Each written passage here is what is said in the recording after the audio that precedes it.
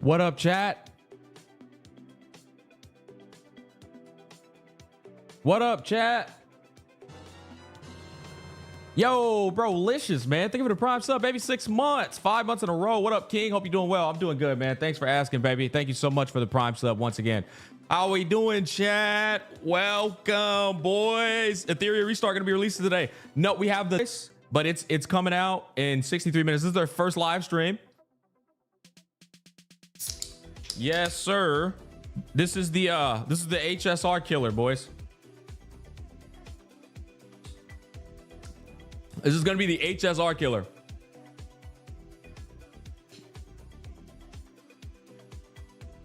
All jokes aside, a lot of similarities and more content, guys.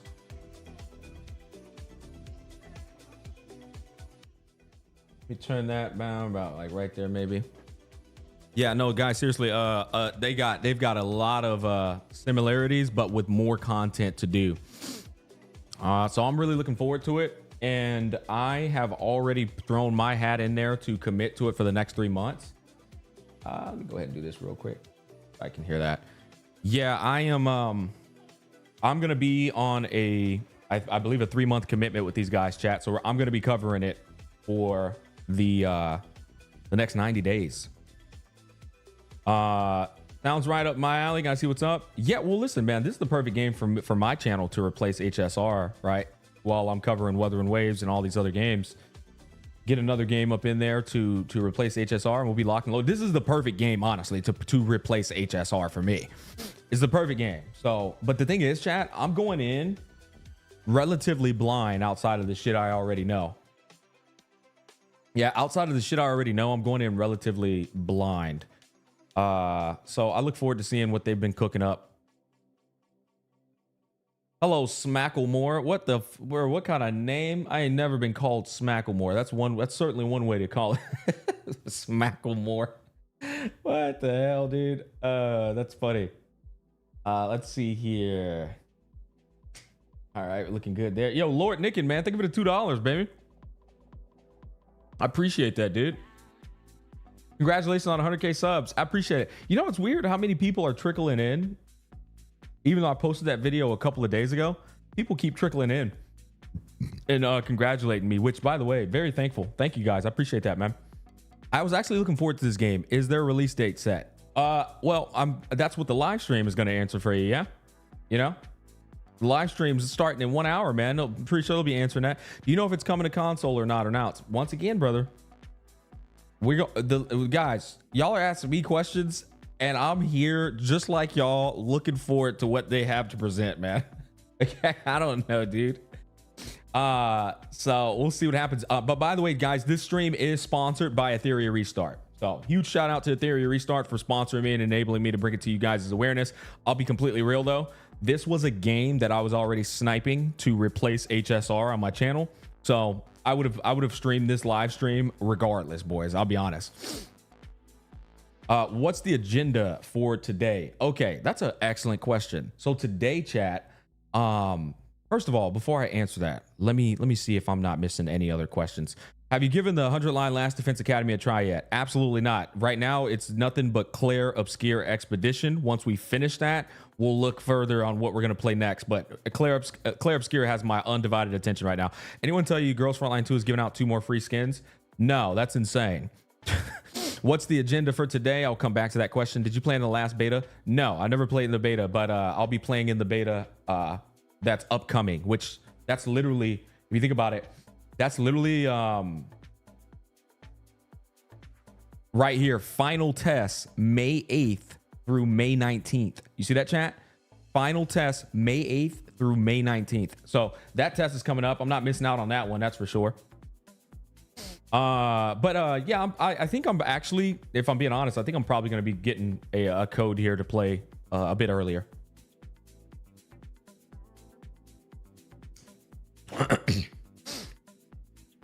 All right. Who will win in a ball off? You or Techie? I think he's got me beat, but who knows? Give me another 3 or 4 years, man. I might give him a run for his money. Are you going to shit on Genshin live stream?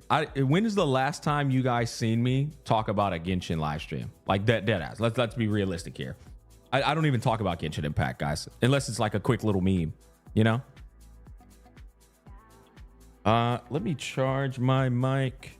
Why is my fucking bro? I feel like my mouse's battery has been getting low a lot quicker these days. I think you look good bald. I mean, my dad looks good bald, and I look just like my dad. There's no way I wouldn't look good bald, to be honest. I also have a really nice beard. You know what I'm saying? So yeah. By the way, guys, if you want to pre-register for Etheria Restart and its final test, you can do so by clicking that QR code in the top left-hand corner of my chat, or you can click the pinned comments. I have them pinned at both the YouTube live and the Twitch live. Let me go ahead and pull up.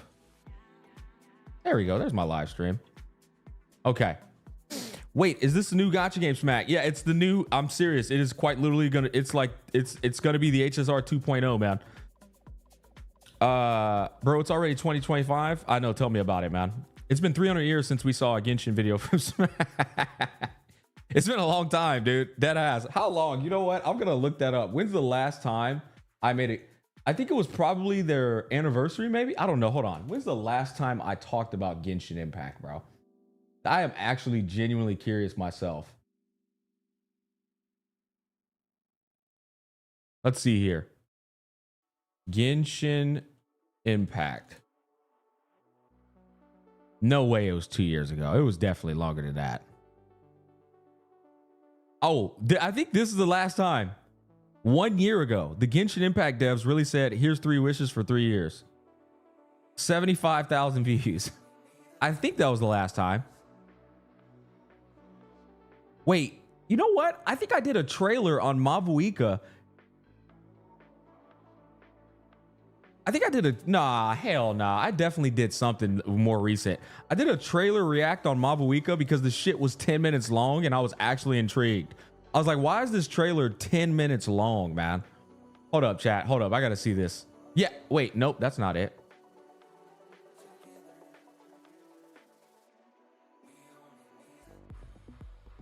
Jesus, bro. Yeah, I mean, I never talk about that game. That's just the reality. I never talk about that game, bro. I did a trailer react, I think, and that was it. The Mabuika singing trailer. No, it was like she was on a motorbike.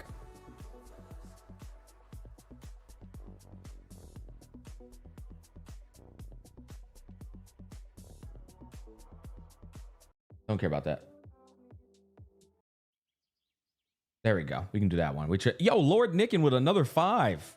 Just got Clair Obscure. Seems it's been getting positive reviews and looks very well made. Hey, Lord, when you're 2 hours in deep, you're gonna come back to this chat, probably donate more money because that's just what you do every now and then, and you're gonna be like, "Hey, Smack, played this game. It's absolutely fucking incredible." Yeah, you're gonna be like, "This is absolutely incredible." I hate that Hoyo games have gone the path they have. I spent money on them, but these days I can't stand even hearing about the games. Only Hoyo game I play sometimes is easy. Yeah, well, you know, as long as you're conscious of that, I think that's a good thing, you know.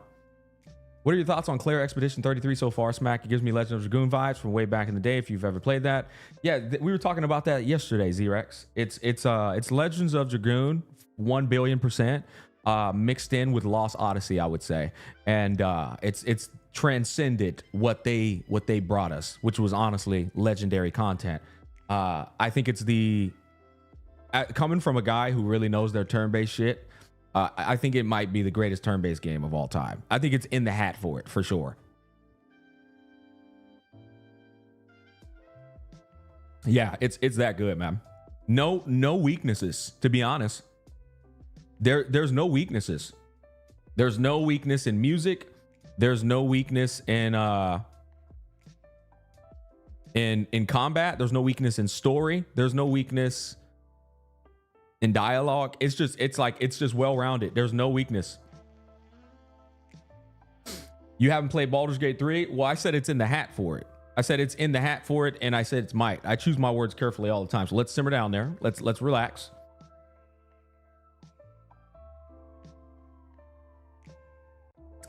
Like I said, you can be a Baldur's Gate 3 shield as much as y'all want. It's still debatably in the hat as the greatest turn-based game of all time.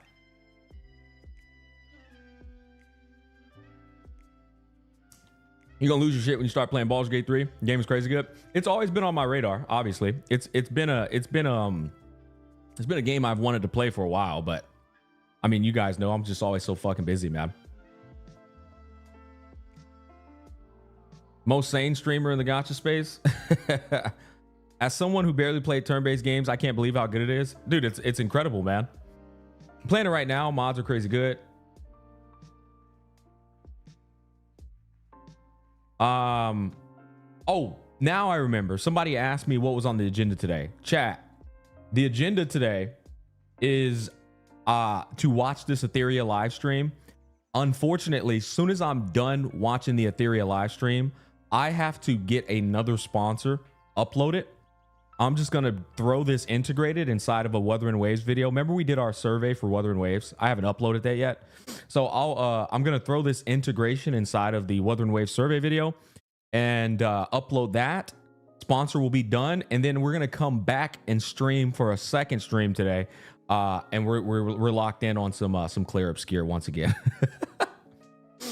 Yeah. You know what I mean? We're locked in on some Clare Obscure again. Yeah, so we got 2 streams today. And the only reason it's not one stream is because I quite literally have to go and put that integrated inside of a video and upload it, which I'm not going to do that on stream. Sponsor for E7. Yes, this live stream. So once again, guys, this is Etheria Restart's debut live stream. And they're going to be showing off all of the things I'm sure you guys are interested in hearing about, as well as answering some of the questions you guys have. You guys are asking questions about if it's going to be on console, when is it coming out. Yeah, I don't even fucking have those answers. So I'm sure they'll be revealing it in today's live stream. Have you played Girls Frontline 2 outside of the sponsor? I've been trying to game after your sponsor. The XCOM like gameplay is pretty good. I like Girls Frontline 2, but I don't like it enough to play it consistently. I like the game, but it's just straight up Gooner Chronicles. You know what I mean? I don't really care for those games, to be honest. That said, Moonlight, I think you hit the nose on the head. If you like XCOM, you're going to love Girls Frontline 2, like period. You know what I'm saying? If you like XCOM, you should definitely 1,000,000,000% play Girls Frontline 2. When does the live stream start? It starts in, well, give you an exact countdown, actually. Starts in 50 minutes, boys. Starts in 50 minutes. In fact, while it's doing that, how about I jump over to the Wuthering Waves category and knock out some dailies while I'm chilling. Yeah, tell you what. Real quick. Let's just jump over to Wuthering Waves. Boom. Save. Let's jump over to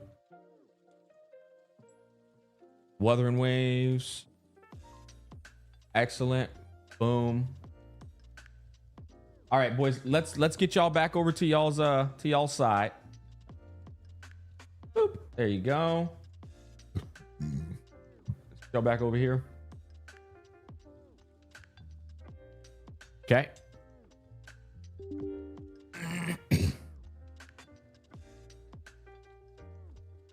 All right, excellent. And I'm gonna make y'all fat. Okay, have you seen Zani's battle trailer? Oh, I do need to watch that. You know what? I feel like a second trailer's coming though. I think I'm gonna wait. There's got to be a second trailer coming, right? Surely. I think I'm gonna wait, bro, for the second trailer.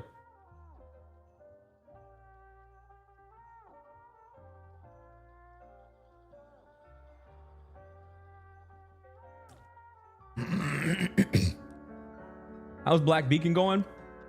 Been playing it on my phone for about 20 minutes a day, to be honest. Not very long. Been treating it like a very casual gacha game.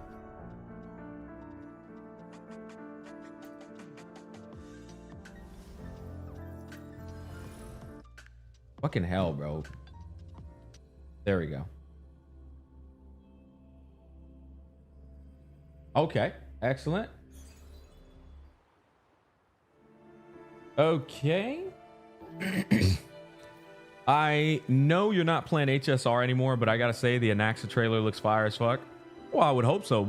Their trailers don't look good inside of the story, inside of the content update, so I would hope they look good outside of them at the very least. You know what I mean? I feel like that's the least they can do. You know what I'm saying?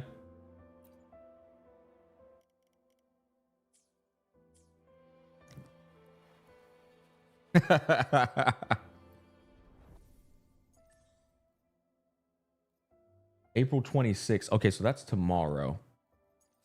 And we got this. Let's go ahead and knock out our bounty again for Zani Mami. I'll be honest, Wuthering Waves has such a nice way of ensuring that you always have your materials for the character that's getting ready to come out. Like this, they always, without fail, give you double drops right before the character drops. It's so nice. How much pools do you have for Zani? Let's check it after I get out of this. Let's check it after I get out of this.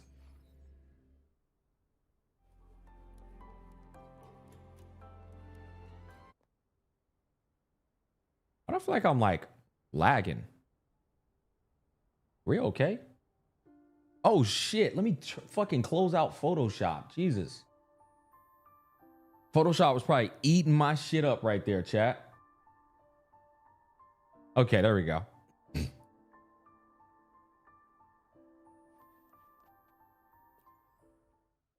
Okay, I got 74 wishes with 865 of this, but I still got some I'll be honest, I still got some more like events to do, chat.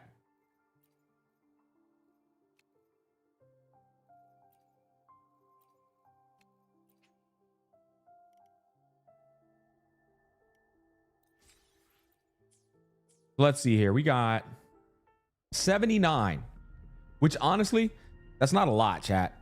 I skipped Cantarella. I skipped Shorekeeper, obviously. I don't have a lot of wishes considering that I just skipped the last 2 fucking banners, bro. That's not a lot, man. That's actually kind of ass, if I'm being honest. You know what's crazy? I tried to get Brant's weapon and literally didn't have enough resources. Right? Chat. Look at my pity on the weapon banner. This is how close I was to getting Brant's weapon. Chat, this is how close I was to getting Brant's weapon.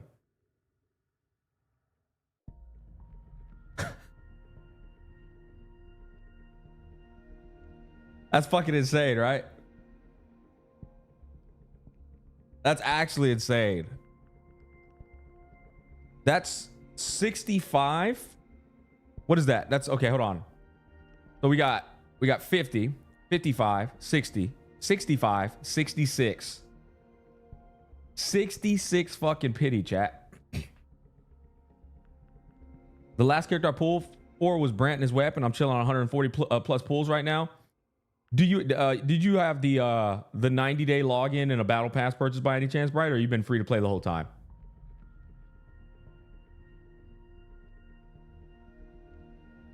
Smack, are you spending money for Zani if you don't get her? Battle pass welcome. Okay. See, I went full blown free to play, but I did get a recent 30-day login from a sponsor I did, which was nice. So, but that's probably the difference there.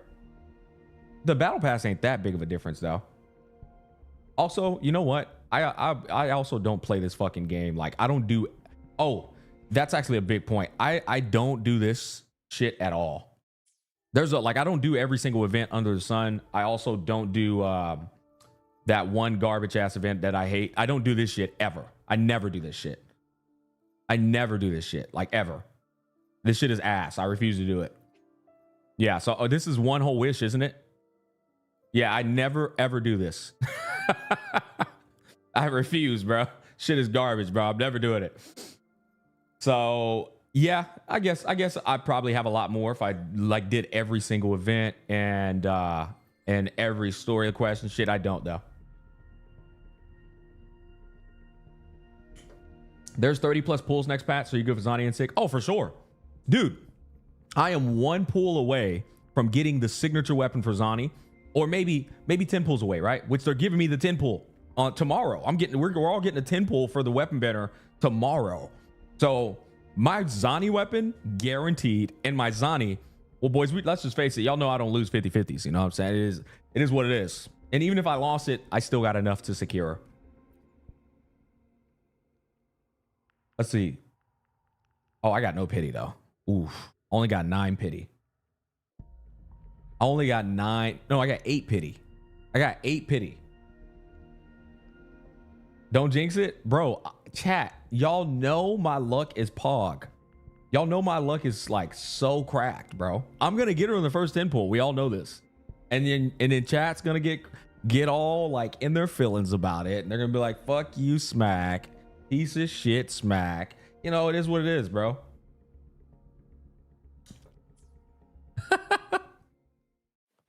Make it fast. Okay. Oh, chat. Today I didn't let my shit cap. Look at that. We didn't let it cap today, chat. Love you, Smack. Hey, love you too, Moon. Love you too, man. All right, do this. Oh, chat. I don't know if y'all saw my tweet. I gotta share this story with y'all because it's kind of crazy. It's kind of surreal. This is a true story, chat. First of all, remember I told y'all last night, chat? I said, hey man, I said it was 5:16 a.m. Clare Obscure crashed on me, and I said, all right, bro, I'm going to bed, man. I gotta be up at 9 a.m. for the zoo anyway. Chat, got up at 9 a.m. for the zoo. Right here it is. Got up at 9 a.m. for the zoo. Wholesome pick. I met a fucking fan at the zoo. That was so crazy to me.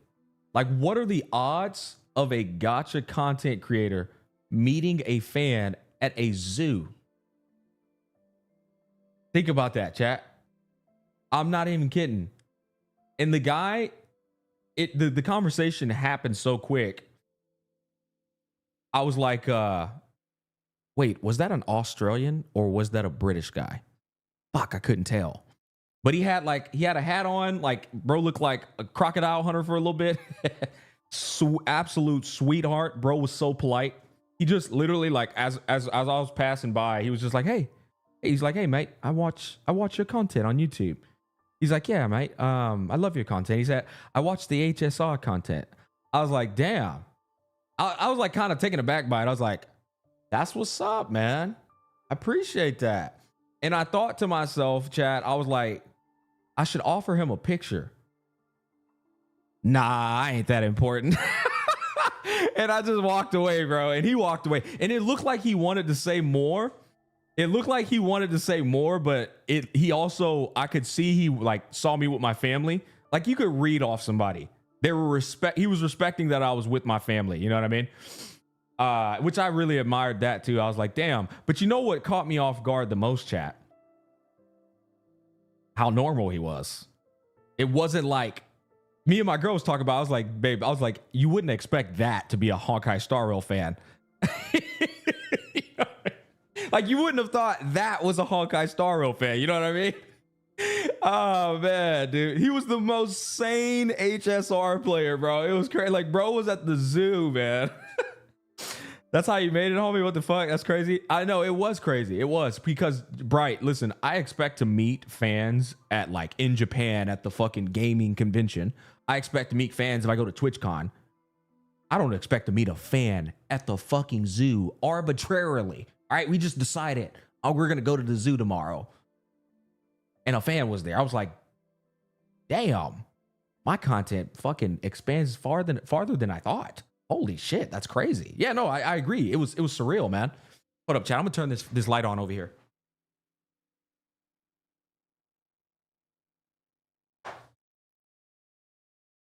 Okay. You're kind of worldwide, Smack. Well, the funny thing is like, I'm not worldwide, right? Like, yes, I am, but like, this whole industry and how it functions is a worldwide industry, right? So yeah, I mean, it's true, but it's like every streamer is legitimately like worldwide, and we don't realize that shit until like we do things like, hey chat, quick little worldwide check, rep your shit, you know, and then you realize motherfuckers is all around the world watching. It's crazy, man. War with time. Loading. Mind's eye. Make it fast. Great. Take form. Smack finally able to catch a stream. Grats on 100K. You know what, Sizen, first of all, thank you so much, man. And you know why? If you come to Egypt, I'll show you around. A Slipher. I'll hold you to that, because that's a place I really want to go, man. Everybody eventually wants to go to Egypt at least once. But Sizen, you know why you're able to catch my stream? Because I'm not streaming on fucking demon hours right now. That's why. Smack once in his life isn't streaming on demon hours right now, bro. Oh man, dude. That's literally why, bro. Diminish. Together we vanish. Be reduced to If you ever come to Vancouver, I'll buy you a poutine. What is a poutine? Am I even saying that right? Nah, you know what? Canada's another place everybody loves to go to, though, you know? Smack, it's been a while, man. Last time I got here was during the Tontes drama. Wait, you talk about when me and Saint clashed? That's the last time you've been in my chat. That's insane. That was a long time ago, man. That's actually crazy. Bro, swear to God, half the time I'm lying down for bed and I get the notification. Yep, that's a Smack stream. I'll make you a Tim Tam Slammer if you go home to Sydney. Dude, if I go to Sydney, I might as well just bunk up with Volk, you know? Me and Volk just become the fucking Adams family with both of our families, bro. You know what I mean? Fuck it. Volk would be like, hey, you cunt. You over here, mate. You might as well move in, yeah?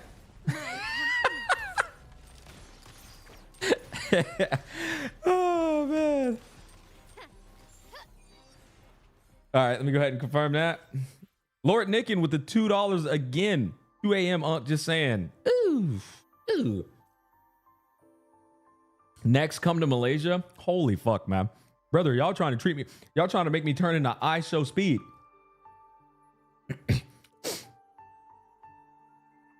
Calling someone a cunt is a term of endearment here. I know. No, trust me, dude. Volk is literally my best friend in the space. Like, so I've learned a great deal about Australians just by talking with Volk.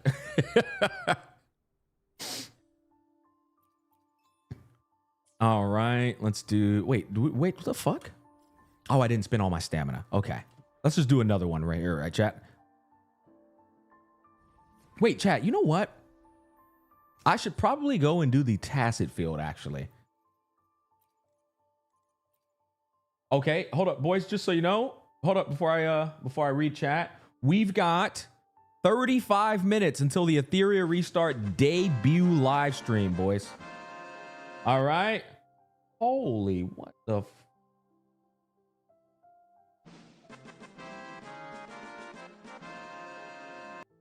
Taki-chan. Thank you so much for gifting 10 tier 1 subs. Thank you so much. Wow, I appreciate that. Okay. Go ahead and do this. WW Jackie Chan, legend. Thank you, Oilers. Chat, I'm gonna be honest. I had so much fun playing co-op yesterday. That Wuthering Waves co-op event, I'm gonna say it. That's one of the best events I've ever done in the gacha space. In the gacha space, that was a W event. That and the Fall Guys event from ZZZ are some of the funnest events I've ever done. I think they are the funnest events I've ever done in the gacha space.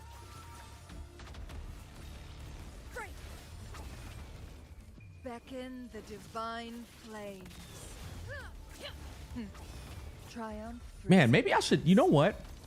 Maybe I should throw it inside of that integration. My sponsor for tonight. Maybe I should throw that shit inside of the co-op one, because I'm making content on both that co-op mode and of course I'm doing my surveys. I always do my little survey videos for Wuthering Waves. I feel like it's a pretty good reference point for my community to go to in terms of what we're asking for, so everybody can be on the same page. And Wuthering Waves 1,000,000,000% watches my fucking content. So you guys could always leave your feedback down below in the comment section too. They'll see that shit.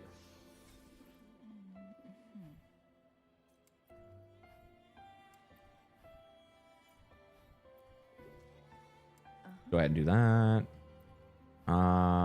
Sure, that's okay. That's ass. No care. No one cares. No one cares. Okay. Let's get up out of here. Blah, blah, blah. All right, cool.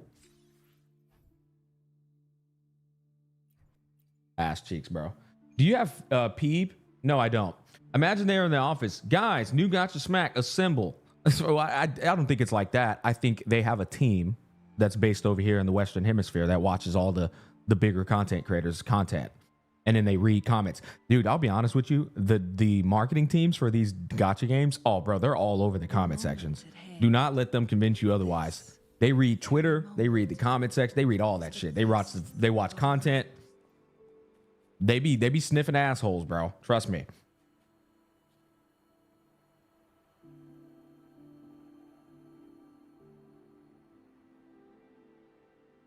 I feel like YouTube is delayed as fuck. It always is. Yeah, you know what? I don't know how it happens, but YouTube eventually, I feel like you guys have to just refresh. I agree. I think YouTube is always delayed as fuck. When does Etheria drop? Like, we'll find out during the live stream. Like, y'all keep asking me that like I'm just supposed to know this. Bro, I'm literally watching it with you guys. I don't fucking know. Oh, I got to do my weekly boss. I didn't realize that. Okay, let's go knock this out real quick. I got stored stamina anyway. Bro thinks you are a dev. Yeah, like, bro, listen, man, I get that I'm sponsored. That don't mean they tell me everything, bro. Like, some things they're just like, oh, we want this guy to like experience that shit along with everyone else. We're gonna withhold that information even from him. And that's how it is right now. I don't know. Now they'll give you like a vague reference, like, oh, it'll be coming around summertime, or it'll be coming around May or June. But like, who knows? These guys like change shit up on the dime all the time, man. How much does it cost to do this? Is it 60? 60, right? Do 120. Zani needs Hikari Smack. Don't I have? Okay, I think I have a plenty of. Okay, maybe I don't. Let's see. I feel like I got plenty of Hikari. I might be capping. Okay, that's not plenty. How much I got of her though? Okay, we'll do Hikari. YouTube has a buffer amount of time for live streams. Setting the speed of playback 1.25 should catch a viewer up to a few seconds behind, like Twitch. Yeah, and you know what? It's not like I talk insanely fast. So if you guys put me on 1.25, it might actually have an enjoyable experience. I don't know.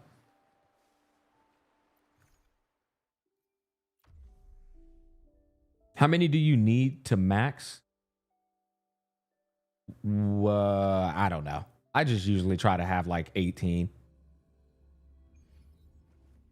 Etheria official launch confirmed for June 5th. It says they're on their channel. Okay, well, there you go. There you go. Like I said, I feel like that type of thing is going to get mentioned in the live stream, right? So that's why it's just like all the shit, all the questions people have, if they're so curious about the game, just watch the damn live stream. Mind's eye. Beckon the divine flames. Great. My compliments. Farming these weekly bosses in Wuthering Waves is a pain. Ah, it's not that bad, man. It's not that bad. It's really not.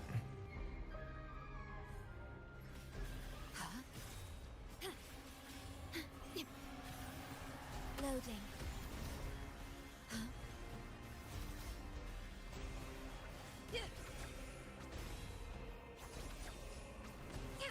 Surrender. All right, let me go ahead and just pop, pop, pop, pop. Glory demands more. Oh, I have my damage numbers off. I forgot about that. A new era awaits. You make Wuthering Waves really enjoyable to watch. I think I'm doing a pretty shit job right now. Wait, there was a setting to turn off damage numbers. Yeah, so when we were doing co-op yesterday, there was so many damn damage numbers on the screen, bro, that I had to turn off. I had to turn them off. So yeah. As you only get 9 a week, remove weekly restrictions. Well, we put that in the feedback yesterday. I just need to upload it to the channel so that everybody's on the same page. Yeah, I'm gonna upload that video tonight. I'm gonna be honest. I'm gonna put my my integration for my sponsor inside of that and upgrade that video tonight. That way it can just be out there. Smack, I love you. I love you too, man.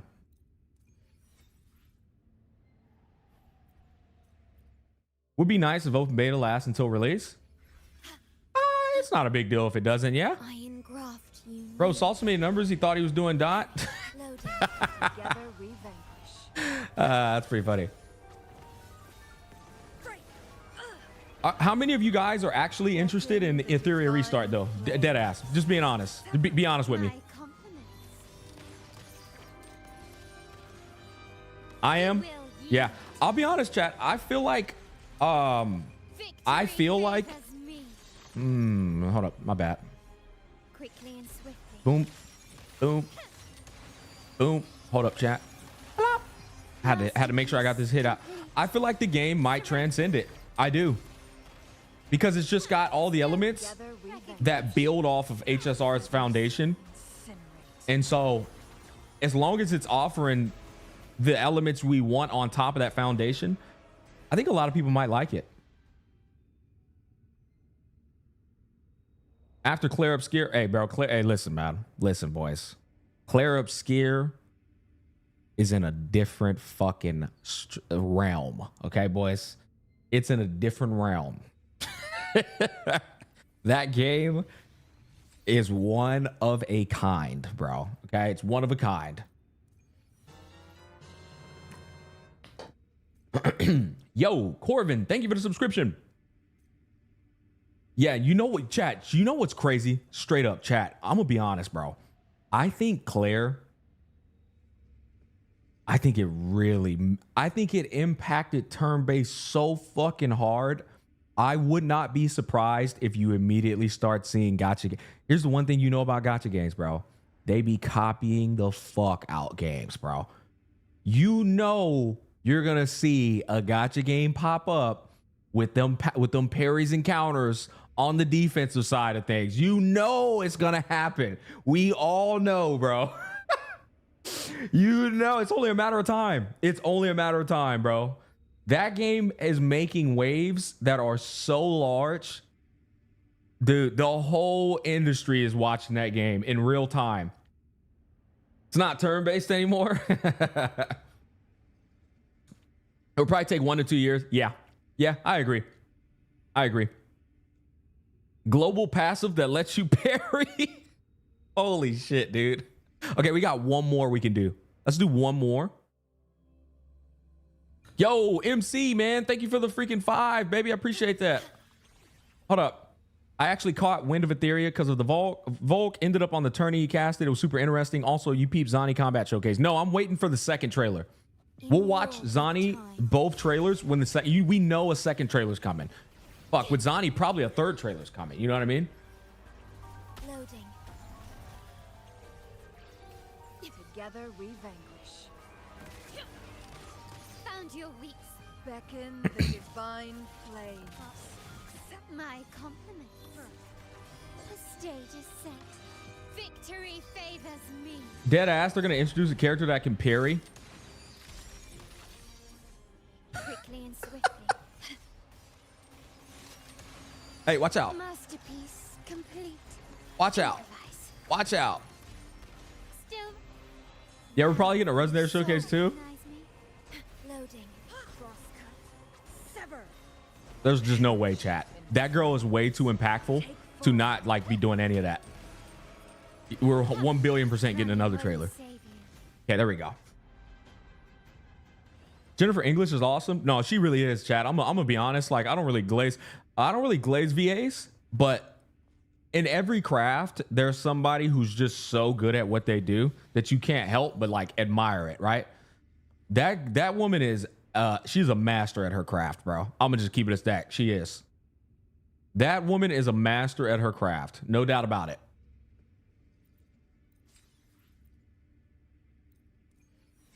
No Clare Obscure today? No, we're playing it. I have a sponsor to get done. Once we're done with the sponsor, I have to end stream to upload the Wuthering Wave survey to my YouTube channel because I have to put a sponsor inside of that.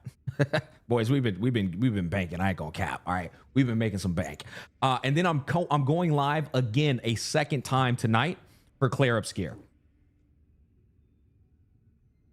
Yo, Lord Nickin with another 2. Gotta head out, y'all. Stay safe. Hey, Lord, thank you so much for trickling in all those donations. I really appreciate it, man.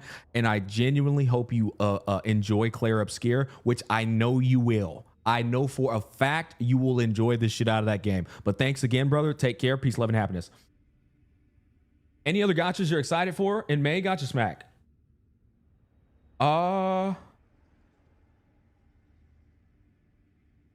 By the way, hold up. I'll come back to that question. I know you quit already, but have you or what is but have you or? Oh, okay. I see what you're trying to say. I know you quit already, but have you or at least interested to watch a Naxa trailer?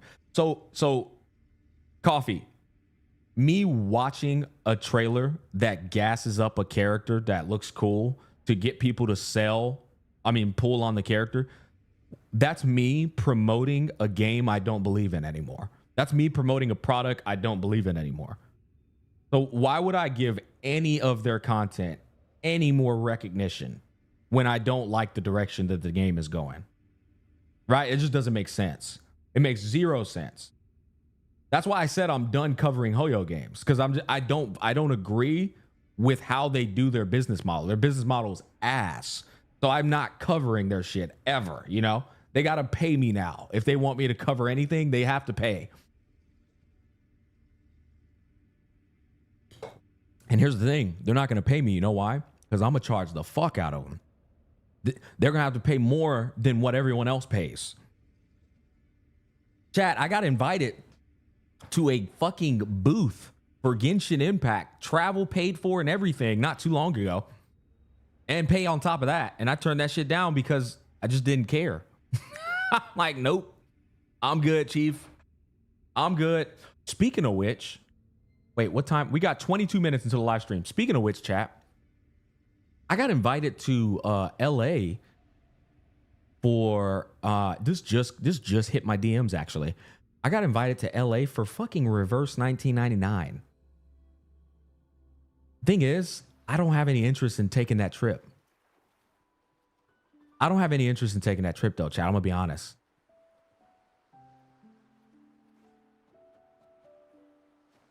Now, if they pay me good money, I'd go, right?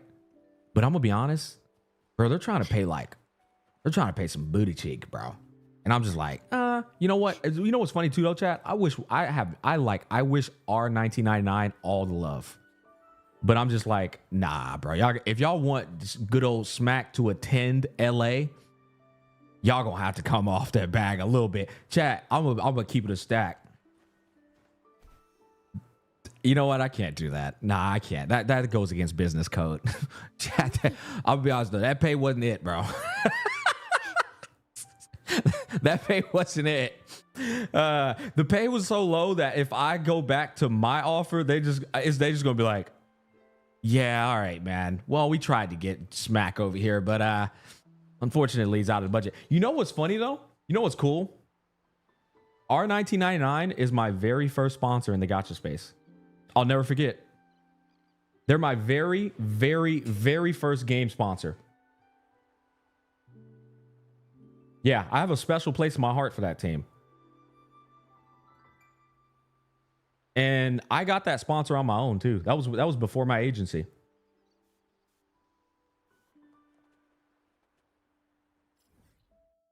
Bro was almost gonna have a Genshin English VA level crash out. Oh, no way, bro.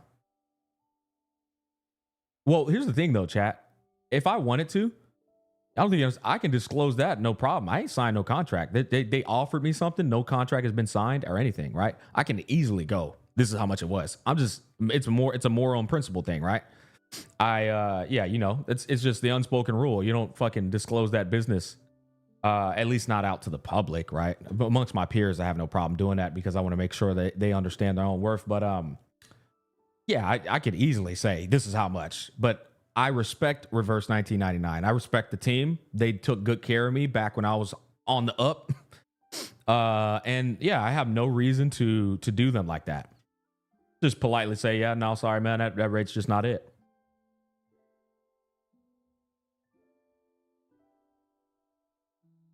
Okay. What agency are you a part of, and what are some restrictions or benefits you have? I'll be honest with you. I have no restrictions. Yeah, I have zero restrictions. I'm with AMG.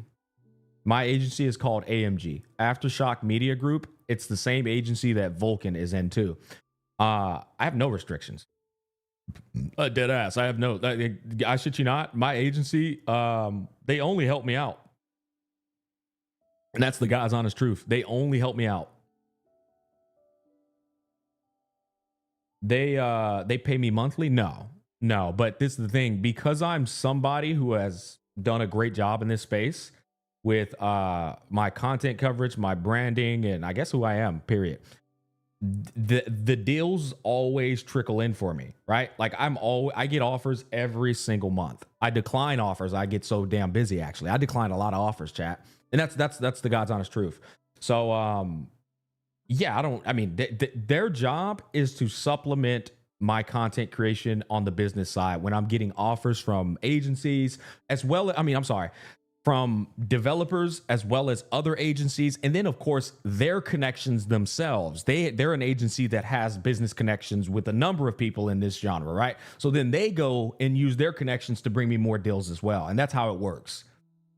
So I get deals through them, I get deals through me, and I get deals through other agencies that are just looking to fill a gap. Because often at times what happens, chat, is they get these bundle deals with these developers and they're trying to like fulfill that budget, right? And so the developer will go like, hey, we need $500,000 to go towards marketing for content creators on our game, right?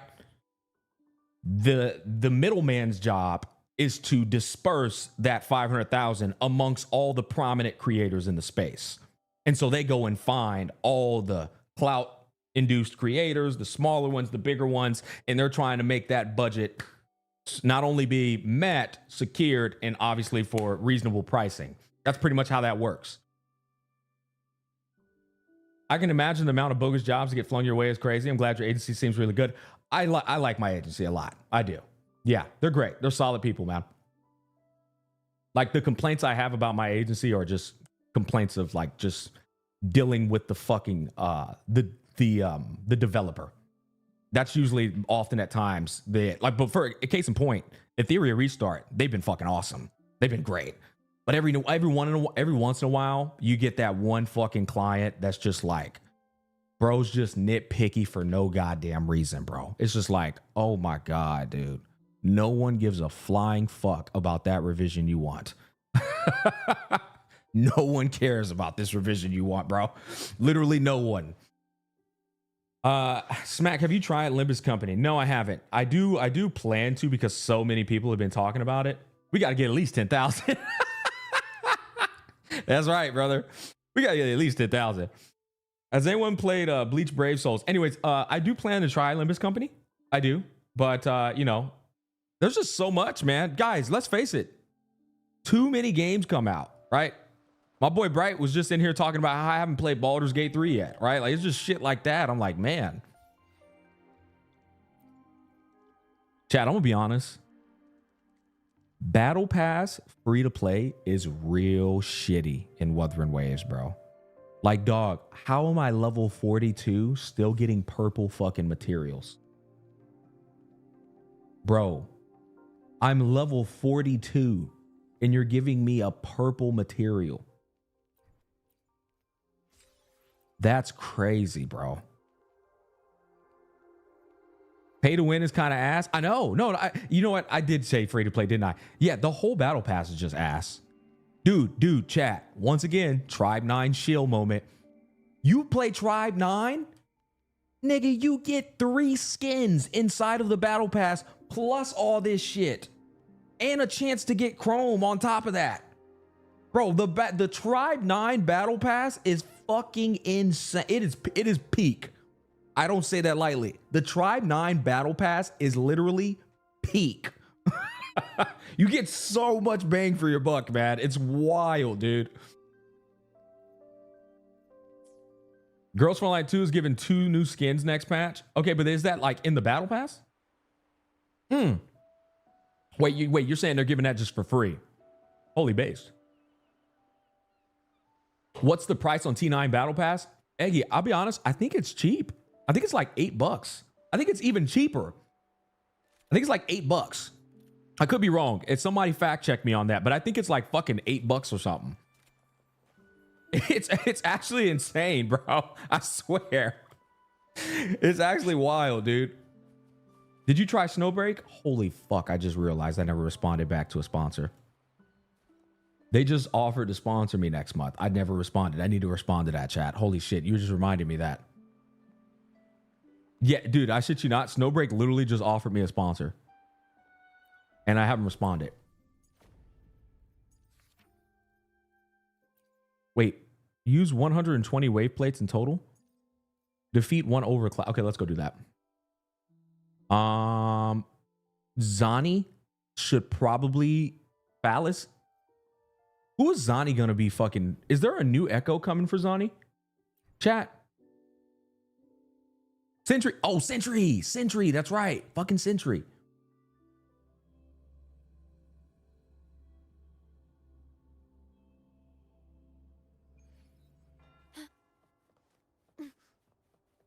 Dude, I haven't fought this guy in so long. Astral modulation. Much time to live stream. Oh, we got 13 minutes. 13 minutes. Loading. Yeah, 13 minutes until the live stream for Etheria restart, boys. Feathers God damn it. take form. Clear. Triumph through sacrifice. I'm just trying to get my shit here. Come on, bro. Stop playing with me. My compliments. Surrender. Brilliance lights the way. I'm not using that on you, bro. Be reduced to cinders. Just farm Capitanus for his main Echo. Dude, I'm gonna be real. I haven't farmed that guy at all, bro. Chat, we need to just lock in on Wuthering Waves one day and just yap our fucking ears off, right? Like we're doing right now, while I just hunt Capitan. We need to pull a Genazad, bro. Just fucking sit there, yap for 3 years while farming every Echo under the sun, bro. That's what I need to do, man. Wait, no, hell no. Make it fast. Okay, let's do this.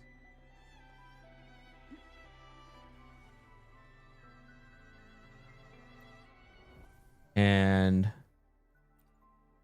wait, I still got one more? Shit, 130? That means my lazy ass didn't complete a whole one day, huh? Ah, damn. Congrats to your 100K subs, good sir. Thank you so much. Smack will never get a good Capitanos. He doesn't have the patience. I'm gonna be real. That's true. I don't, but I don't have the patience, but I have the luck. You know what I mean? Let's see what we got here. Let's see what we got so far. It's almost time, boys. You know what? 11 minutes. Yeah, it's time. Boys, we'll come back. 11 minutes to the live stream, man. Let's go ahead and start loading in. Yep, 10 minutes to the live stream. Here we go. Let's go ahead and swap back over to Etheria.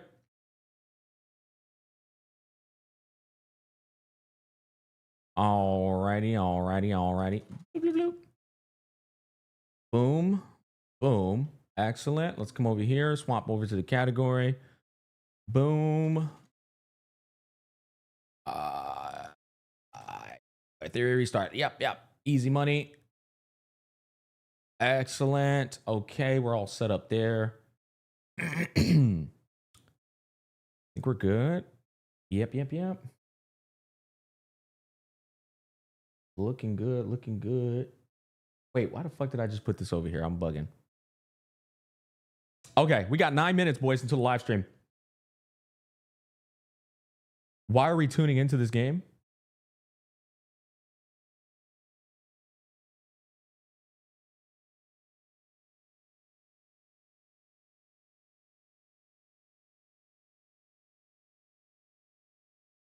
I wonder if bro's gonna ask that question when Ananta comes out and when Arc Knight Infields comes out. I wonder if he's gonna ask that question when like other content in the gacha space just comes out.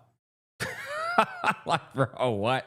When does Etheria come out? Okay, we got the official date. Apparently, it's on their website. It's June 5th. June 5th. Why are we live on Twitch? Yeah. Dude, why am I even live? You know? He probably just having a bad day. Listen, Flores, I don't give a flying fuck if somebody's having a bad day. What's that got to do with me, man? You know what I'm saying? That's a terrible excuse I see too often in conversation in the streaming space. He's probably just having a bad day. Boys, you know how many bad days I be having? You know what I mean? I don't come over here and be like, hey guys, sorry, man, I'm just having a bad day. You know? Why are we on the internet? Yeah, 7 minutes and 55 seconds until the live stream. Boys, I'm actually excited. I'm excited because if this game can pull it off what I hope it can, we will have a game that fulfills HSR shoes in the gacha space. And furthermore, I'm already locked in on a 3-month fucking sponsorship, right? So if this game can do that, then I'm good. That means I get to cover a game that I'm getting paid by and I'm enjoying it. Open volume mixer.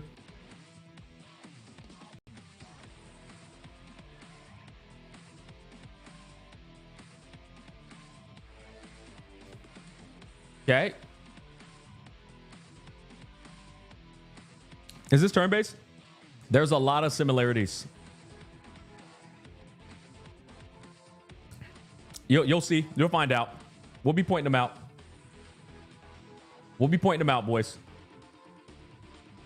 All right. We got, what, 319 on Twitch. And then we've got another 583 on YouTube. Okay. Not bad. Not bad.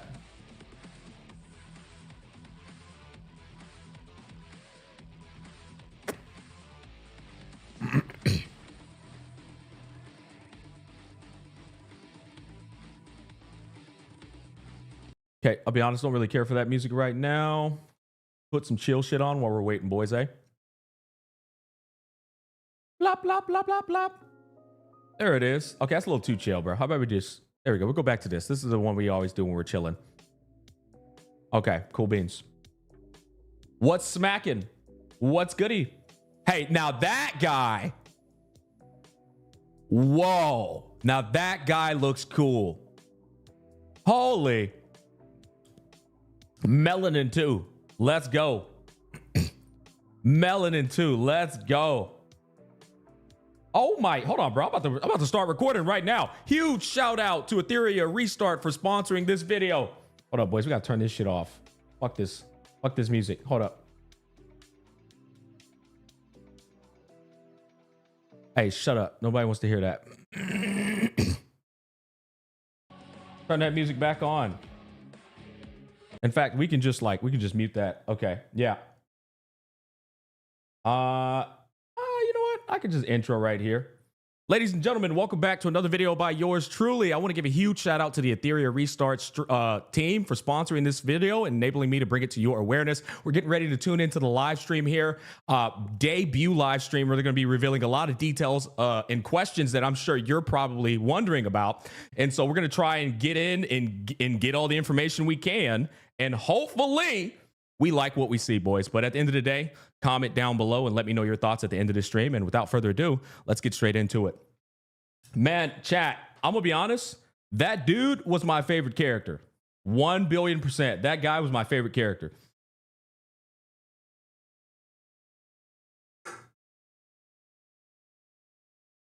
So I didn't realize, are they showing off all the characters?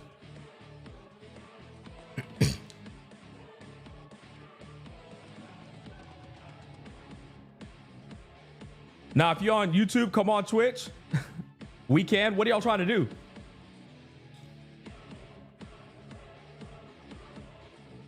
Final test direct. I'll turn the volume up too, guys, in a bit. In fact, what's our okay, yeah, volume's not looking too bad. Come to Twitch, we have emotes. Oh man, I'm sorry, Twitch, but you're always gonna get nine times out of 10. YouTube is always gonna no diff you guys, man. It just is what it is.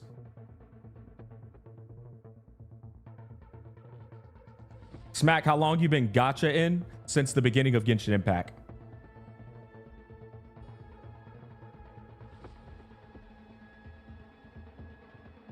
Yeah, this dude right here. This dude right here is easily my kind of design. Oh my, holy!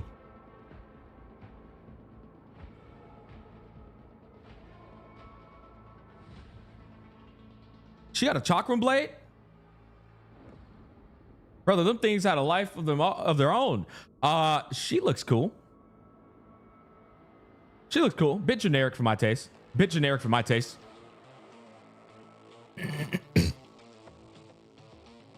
Ooh, I like her. She looks really cool, man. Yeah, I like that one. Know what I'm saying, chat?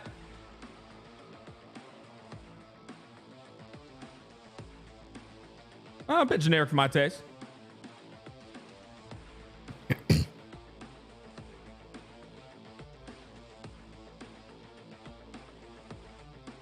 Gives off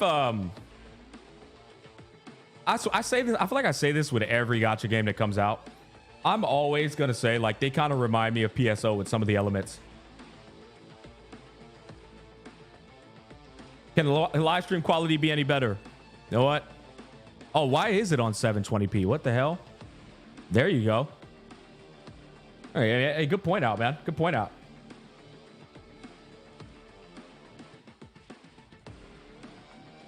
Okay, hold up, boys. I need to make sure that my timer, give me 1 second.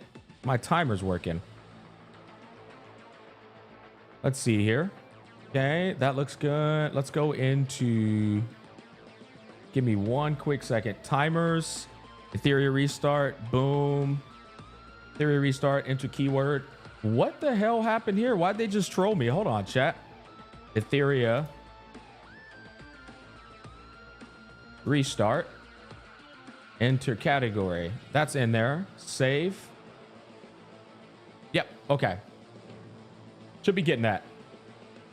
All right. Jenna's asking if we want to watch it together. Did he say that? You know what? I actually would love to watch it together with Jenna. The problem is I'm not sure if I'm even able to do that with the sponsor. Because it's sponsored, I don't even know if I can do that. Because I have to take this footage and upload it, chat, as a video. That's a part of the bundle. Unfortunately, I would love to watch it with Jenna, bro. He's sponsored as well. Damn, that's just something. See, the thing is, guys, like, sponsors are pretty meticulous. I'm pretty sure they just want us to, like, do it on our own, you know? Yeah, it's just, you gotta get confirmation for shit like that. I would have loved to, though. I really would have. Seriously. I would have loved to talk with Jenna about it. Y'all know that. That's my boy, man. I fuck with Jenna heavy.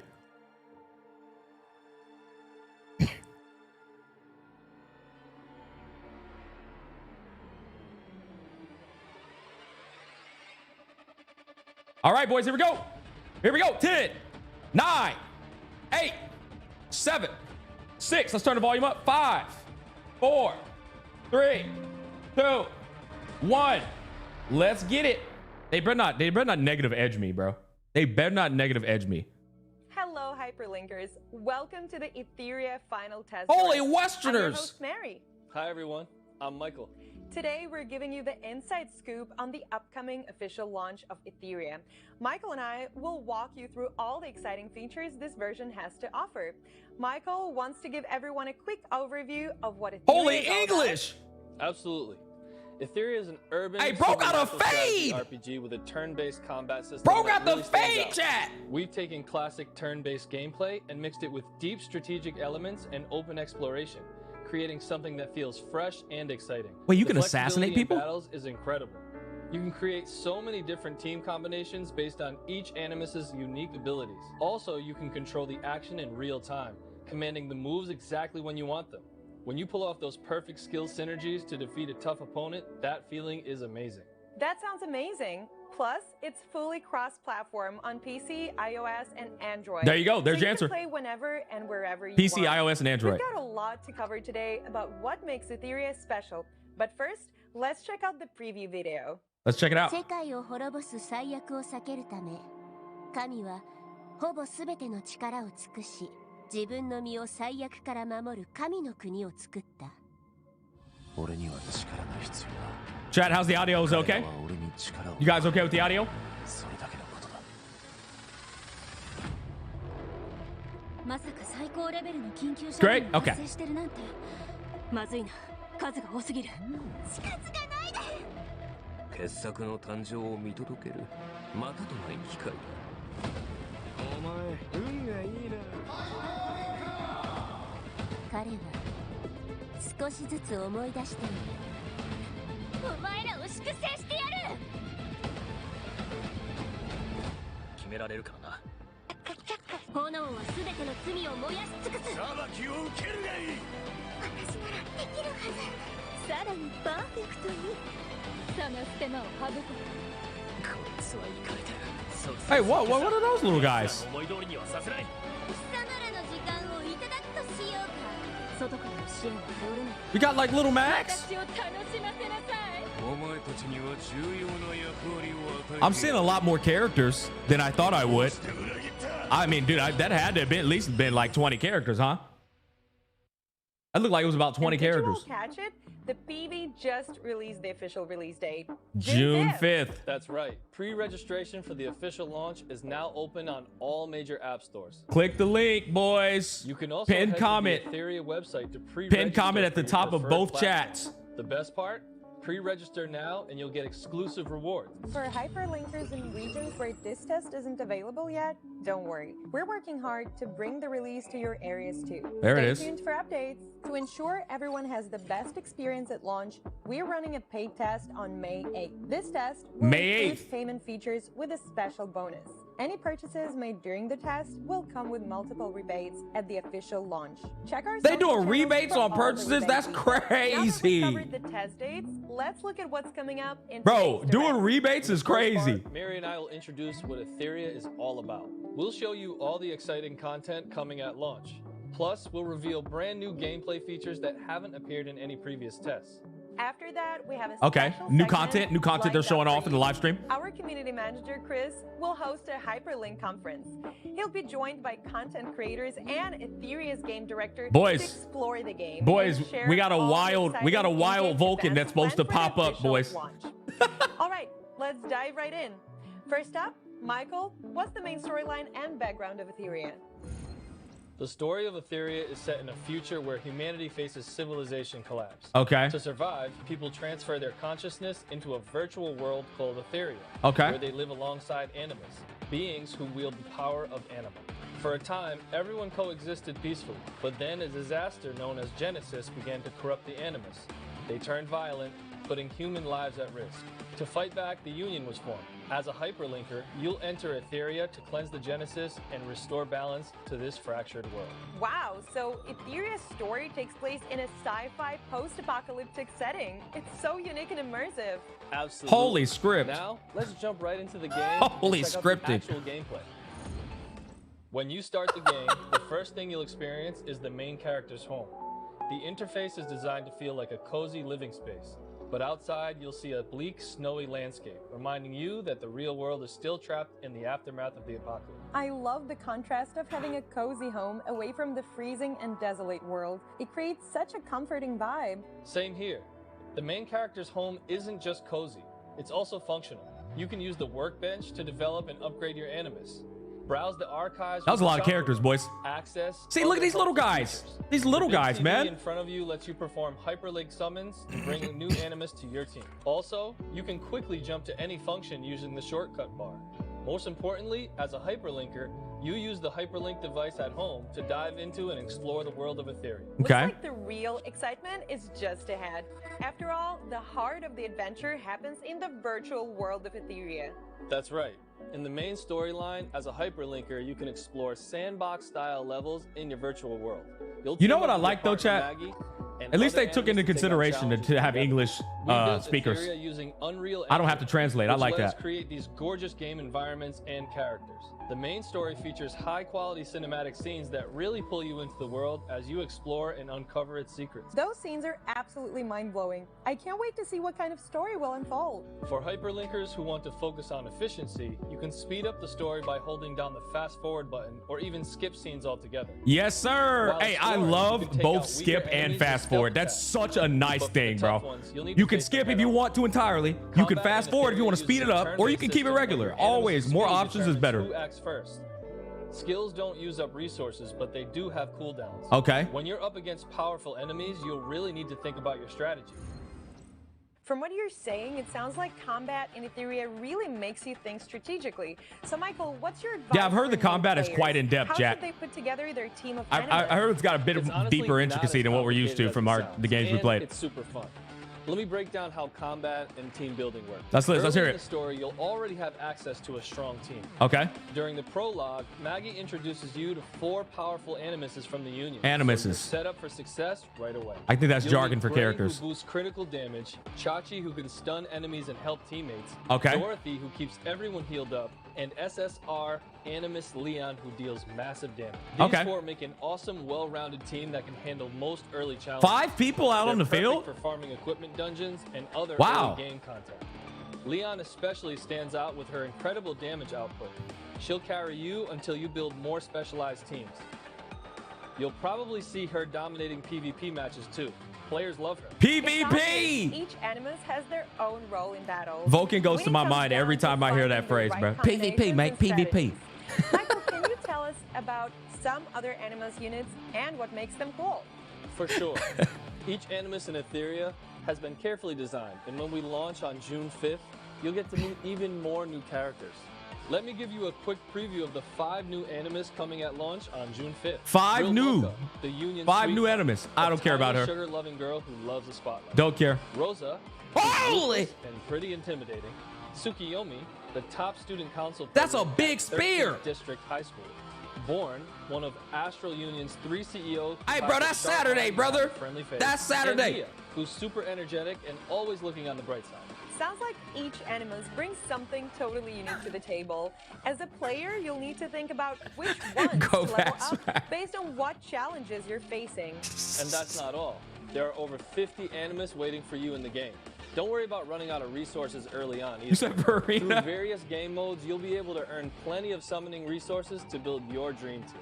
Oh, and speaking of the big TV we mentioned earlier, it's not just for show. You can use it to summon new animus companions. But is there Chad, more I you ain't can see tell her. us about how summoning works, Michael? Absolutely. We just introduced 5 new SSR. Oh, was animuses that who'll a be Iron? joining the Oh, summoning I pool thought we this had a Giga Chad Iron But Man there's one 5-star. more exciting addition, Freya, a brand new SSR who will debut as the first featured character when the game officially launches. Let's check out this short battle preview to see her in action. Yeah, let's see her in action, boys. I want to see her in action. Holy!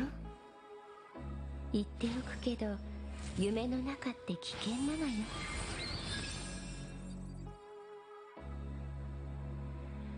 会えて嬉しいわ Lady Freya, bro. もう夢の中 Okay, hey, で Etheria Restart devs kind of 会える based. かもしれないけど Hey, the Etheria Restart devs is kind of based. Chat. Skill 1. Freya deals 2 instances of damage to a single enemy. Oh, I The like first this. instance I like can this. The apply VA 1 English step of voiceover. Dreamlight to a random ally. Dreamlike while to an the second ally. has a chance to apply Nightmare to the target enemy for 1 turn. Oh. Dreamlike allows teammates to consume 1 stack of Nightmare and trigger Purify when a debuff is applied during their subsequent actions, lasting for 2 turns. When an enemy affected by Nightmare is attacked, Freya's ally will recover some of her health. Freya's that's exclusive cool. passive, So she when can an heal. ally receives a buff, their Indirectly. action progress increases by a certain amount. When Didn't they get advanced for it? Their action progress decreases by a certain amount. Skill 2. Freya grants all She allies advances defense your up and 2 team, stacks of Dreamlight for 2 turns. All delays skill. the Freya other team, the grants enemies. All allies attack up for 2 turns. Brother, attacks all enemies, this is- and deals 4 instances of massive damage, each with a chance to apply Nightmare for 1 turn. Freya possesses a variety of she does unique everything. effects. She literally does Dreamlight everything. provides allies with a continuous cleansing effect, while Nightmare causes allies to restore their HP when they attack enemies. Her exclusive passive allows allies to gain action progress when buffed and reduces enemy action progress when debuffed. With the ability to It's going a little grant both fast. attack It's a lot of and information defense overload. up, she can simultaneously enhance her team's offensive and defensive capabilities by weaving her distinct I'll be real, chat. abilities. We don't Freya have to keep up provides with all the information, exceptional team right? We just want to utility look at what we're support and seeing, action progress because we're gonna manipulation try it out when we try it out, right? During She the beta. improves their actions through debuffs and turn meter reduction. Her capacity to enhance Like, don't try to, attack like, and stress yourself out parameters keeping up makes with all her the an information. Incredibly versatile support animus, enabling her team to triumph over even the most formidable adversaries with a strategic advantage. Yeah, you know, every game's a huge learning curve, right? Don't you just like take in, Wow, soak it Freya in what you're looks looking at. amazing. As the first new SSR after launch, she definitely has both the style and power to back it up. But honestly, my luck with these games hasn't been great lately. I'm worried I won't be able to pull her when the game goes Oh, live. they have to Don't sell worry you about on the gacha. Freya will be available through a limited time featured summon, and this banner has a special feature everyone should know about. Guaranteed. In this pool, your chances of getting Freya are significantly higher. Wait, what Plus, you mean significantly only higher? need 100 crystals per pull, and there's no 50-50 chance involved. When you sub in your first SSR, it's guaranteed to be Freya. Will all future limited time pools for new SSR animus work the same way? Yes, we've designed it this way to make sure every player No can 50-50 guarantee boys. their favorite animus Rip by investing a 50-50. specific Holy amount of base. resources. Holy That's base. awesome. Besides the limited time summon for new characters, are there other types of summons in Etheria? Definitely. To welcome new players to Etheria, we've prepared one beginner exclusive summon. Yes, sir. Guarantees an SSR only 40 pulls. summons. And during the official launch, we'll also have a rate up summon for the fan favorite SSR Animus Messiah. Let's If you're a fan, go! don't That's miss what I your wanna chance to play add him with. to your team. Now that we've covered the 2 new animus, SSRs? let's remember their strength also depends on how you build and develop them. So let's check out Etheria's unique progression system and see how you can power up your team. In the Animus development interface, you can use upgrade materials to boost your character's level and star rating. Here's the cool part. Every Animus, regardless of rarity, can be upgraded to a maximum of 6 stars and level 50. You can also enhance their potential, upgrade skills, and use duplicate shadow prints for quality upgrades. Beyond Okay. leveling up your Animus, Etheria also has a unique matrix system for equipment. By combining matrix points for modules and shells, you can activate powerful matrix effects once you meet certain conditions. These matrix effects can give your Animus huge stat boosts. For example, if your main damage dealer relies on Bro, the critical jacket hits, hanging you can off her maximize their arm potential is by so equipping swaggy. 3 crit-related skills, just like in this demo. That shit don't make no Right sense now, in there real are life, but it goes 21 hard different in a video matrix game. effects in the game, offering boosts to stats like attack, defense, crit damage, healing, speed, and more. On top of that, there are 6 specialized matrix effects that need specific combinations of modules and shells, each contributing 6 points to activate. Wait, Michael, that's a lot to process. Yeah, it Let's is. break it down step by step. It is. First, can you tell us more Lot of about information these overload. modules you mentioned? Sure thing. The module system gives players tons of customization options. The 3 modules on the left have fixed primary attributes, while the 3 on the right can be equipped with any primary attribute, including those with specialized matrix effects we just talked about. Wow. Plus, modules can be upgraded to randomly unblock additional secondary attributes for even more stat boosts. Got it. So the module system offers You can lots of block flexibility substats for from customizing not builds. being rolled But where on? do we actually get these modules? You can earn modules. Did I by hear that correctly? challenging 3 unique bosses in Threshold mode, each with 14 difficulty levels. I think I bosses did. Drop different modules, and the higher the difficulty, the better modules you get. That's great. And here's a cool feature. After beating a And boss the 3 at a on the certain left are difficulty, fixed you'll main unlock stats, boys. Continuous battles based on your star rating. During these battles, you can minimize the combat screen and check out other parts of the game while the fights run in the background. When they're done, just claim your rewards. I got my work cut out for me to learn. Farm is super convenient. Now, besides modules, we also mentioned needing shells to complete the matrix setup. Okay. Mary, want to explain more about the shells? Absolutely. What exactly are shells in Etheria? Shells are basically companions or pets, and each one has unique skills. Some shells actively That's attack this. enemies, Okay, while those others are the provide little stat boost to your animus. little summons. Different types of shells have different abilities, and they can be upgraded to unlock stronger skills and passive effects. You can also use That little material dude looks reconstruction sick. to refine the passive effects for better results. You can get shells by taking on Grim Pursuit mode, where 10 unique bosses are waiting to Bang be Boos. challenged. You say Bang Boos, I think Before Max. jumping into battle, you can Holy check the boss brother, details she page kind of thick. or the archive to see which shells or modules drop from each stage. Ah, That damn, way, son. You can target exactly what you need. By the way, Etheria also has a super convenient loadout feature. You can save your favorite equipment setups in the development interface and load them whenever you need. Plus, you can unequip Loadouts, everything with boys! just one click. Boys, Super loadouts handy. on launch. Loadouts on All launch, right, boys. Now that we've covered the basics of gameplay and character progression, I think you've got a good idea of what Etheria is all about. Let's take a short break. Yes, and before we go, just a quick reminder, Etheria officially launches on June 5th. Yep. And pre-registration is now open on all major Boys, game click the link at Head the over top. to the Pin official comment to Etheria website pre-register. and pre-register for your platform of choice to snag Pin some comment. exclusive rewards. When the game officially launches, you can use the redeem code on your screen to get anima prototypes. So be sure That was to a grab redeem code. screenshot. Shoot. And don't forget, during the final test phase, you can Y'all also get that? use redeem codes for even more anima. In the final test phase, you can anima prototypes. So stay tuned. Now sit back and enjoy this exciting teaser video. Whoa, whoa, whoa. After this, we'll dive into more Little lag there. Etheria's gameplay features. See you in a bit.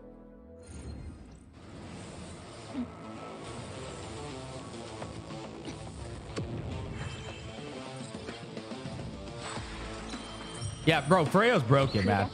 If it's anything I picked up from that Freya bit, she's absolutely broken.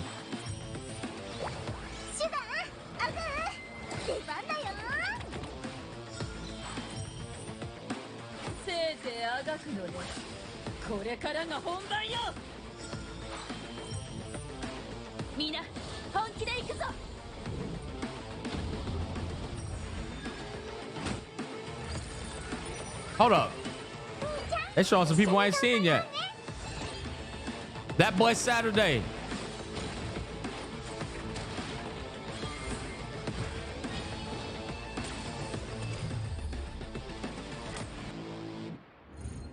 Welcome back to the Etheria official launch direct. Next up, we're diving into the game's rich and varied gameplay modes. That's right. Etheria has even more exciting modes waiting for you. In the trial challenge, there are 4 unique challenge modes, Okay. each with its own gameplay style and special rewards. Okay. Then there's Animus Echoes, which features a variety of side stages centered around each Animus you can recruit. Clearing these stages rewards Who you the with tons hell of is that guy? summon vouchers, upgrade materials, and even Bro, the avatars guys and look other sick. cosmetic items for your characters. Don't forget about Phantom Theater, a multiplayer challenge where 2 hyperlinkers team up with 3 squads to take down powerful bosses. The Oh, higher your now battle that rating, the looks better your cool. rewards. Whoa, And they that mode reset looks weekly, really cool. So there's always something to work toward. Deep within Etheria lies the abyss of decay, known as Ember. Hyperlinkers are sent to explore this mysterious space in Ember Exploration mode. This mode features 42 sequential areas where you'll tackle exploration challenges and battle various bosses. In Okay. these areas, you'll encounter consciousness corridors that require sandbox-style exploration, mind rifts where you'll face specific Animus teams, and Memory Abyss. They're showing off where all the you'll modes, challenge boys. Fully powered bosses with enhanced skills. Was that co-op? As you explore, you'll earn Laybot supply points to exchange for rewards at the supply hub. Finally, there's the challenging Ethernet Rally, where you'll build 3 Animus teams starting from different locations. You'll tackle various stages to collect loot, upgrade its quality through nodes, and ultimately defeat all the bosses for high-quality rewards. Okay. Wow, there's so much variety. From Animus Echoes, where you can dive into characters' backstories, to the high difficulty challenges of Ember and Ethernet Rally. The gameplay is challenging, but super rewarding. Boys, I'm gonna have to go back and watch this stream a second time off stream. There's so much information. Limited time event modes alongside the 4 fixed modes in Trial Challenge. These rotating events are fun, easy to jump into, and packed with great rewards. The Cubic game is a mode where you use magical cards on randomly generated numbered discs to adjust the difficulty, effects, and rewards of each stage. They're dumping a lot of information, man. A lot of content. It's hard to retain all of it. Cards to enhance elements like bosses and rewards. Strategically place your cards to target the rewards you want, and then take on the bosses to claim them. Then there's Champion's Call, a prediction event where teams from major Etheria factions compete in the arena. During the event, you'll predict which team will win the championship. Guess correctly, and you'll earn even better rewards. These 2 limited time events will kick off with the official launch, and we'll keep adding more exciting ones in the future. This all sounds amazing. After hearing about so many fun and diverse gameplay features, I'm really looking forward to the official launch. I will say Michael, for new the script is throwing me off, bro. To quickly get the hang of the game and start enjoying everything it offers. Don't worry, Mary. We've definitely thought about new players. We know it can feel overwhelming with so much to do, so we've made sure there's plenty of guidance to help everyone get started. In Etheria, we've prepared a series of hyperlink charters. Okay. By following the prompts in these charters, you'll gradually learn the ins and outs of the game while earning some awesome rewards along the way. Plus, the powerful starter Animus Leon can carry you all the way into the late game. The hyperlink charter includes exclusive quests for Leon, and completing them will get you tons of upgrade materials, including Leon's anima, which helps you power her up quickly. And that's not all. Outside of the game, we've teamed up with the famous strategy site Hell Hades to create a dedicated Etheria page. The folks at Hell Hades have even put together a short video for us. Let's take a look. Wow, they got guys, that's pretty cool. Here. Today I'm going to be bringing you some awesome news. The team at hellhades.com, we're going to be collaborating with Etheria Restart, and we're going to be creating guides, we're going to be doing hero tutorials and more, all the things you'd expect from the nice gaming team. Hey, hold on, this is awesome. The content's going to go live in April when the game launches into beta. Etheria Restart, this is good. Tons of content we already, need something like this, chat. Dead ass. We need an external resource for us to go to just learn about the game and read about it. And when the Hell Hades team got to try the game, I love shit like this. We wanted to cover it. It's got I would do this for much Lost action, Ark when I played Lost Ark. It's gonna love it. It's just so much depth, different builds, different characters, different formations to try. So we know you're going to need those walkthroughs from hellhades.com. Hellhades.com/Etheria Restart. That's when Etheria Restart is going to go Pridwin of Etheria Restart. The world. But it's like more in depth. Welcome back to the Direct. Next up, we're diving into even more gameplay features. Michael, earlier you mentioned the Phantom Theater, a multiplayer mode where players team up to take on challenges. Are there any other multiplayer features in the game? Absolutely. That brings more us to the content, system, which I'm excited. Holy brother, this game's got some content. Create your own union and invite friends to join. In your union, you'll earn daily rewards just for signing in. Work together on weekly tasks for extra resources guilds, and shop for upgrade materials in the union shop. Plus, with the Union Aid feature, you can request Animus prototype shards from your union members. Collect enough shards and you can upgrade your Animus's anima level. You can also contribute meme wishes to help out your fellow union members. In the Union's Anchor Recon Challenge, you'll team up with other members to take down 3 powerful bosses of varying difficulties. Oh, dude, this is awesome, chat. Organize a 5-player See, this is what I was telling y'all about, man. And you can even borrow support animus from other unions. A game with some actual, Each like, time you chip away at a boss's health, you'll content. earn rewards based on the damage dealt. It's got a lot of content, bro. When you finally defeat the boss, you'll get a victory chest packed with union coins. This game changes everything. Bro, it's a lot of content. That's what I was trying to tell y'all. That's what I was saying. Like, with respect, it's a great transition, bro. Content, but I'm really curious, what kind of PvP experience does the game offer? With such a strong perfect segue for Vulcan. Deep progression system. Hey guys, Vulcan here, mate. Let me explain to you how the PvP works. We also put a lot of effort into creating exciting PvP content. We want to deliver a thrilling competitive experience through the Arena Realm PvP mode. That's why we've prepared several player versus player options. The Arena Realm features 3 distinct arenas. First is the Ranking Arena, where you'll use arena tickets, which you get daily, to challenge other players' defensive teams. Yo, EO, what's up, man? But you also need a solid defensive team. If it gets defeated, you'll lose points. Climb the ranks to reach the top mythic tier, and at the end of each season, you'll earn special rewards based on your rank.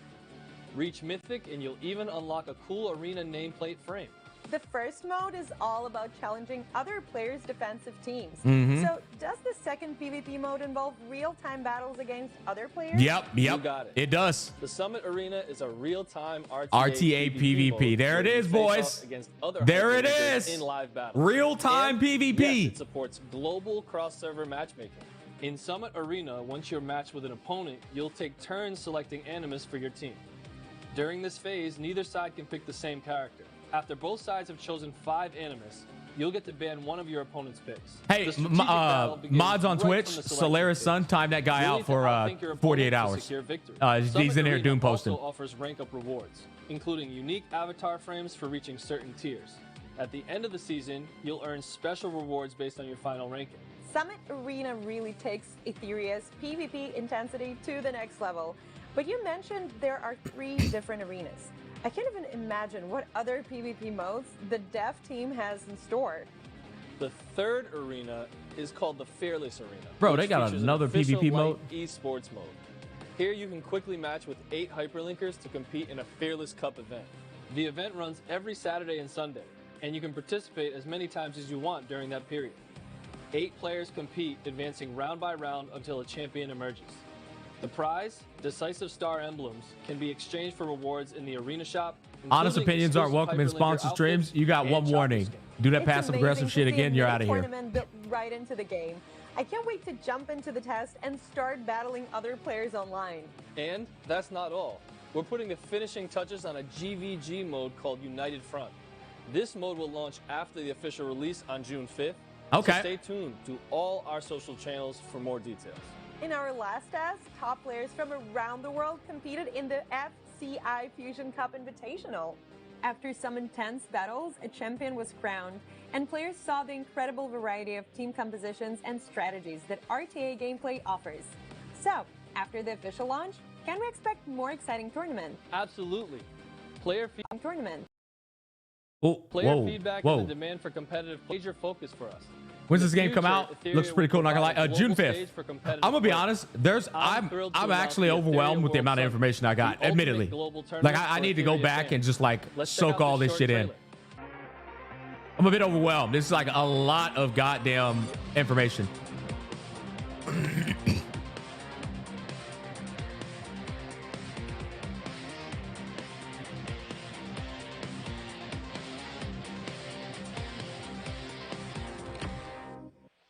PvP and gacha games is never really balanced. That's fair. Yeah, fair take. Hi, Hyperlinkers. I'm the tournament manager of Etheria. Brother, what the hell? Etheria World They got a Summit, Tesla bot? EWS, will officially begin following our global launch. It's worldwide tournament open to all, where victory is the only rule.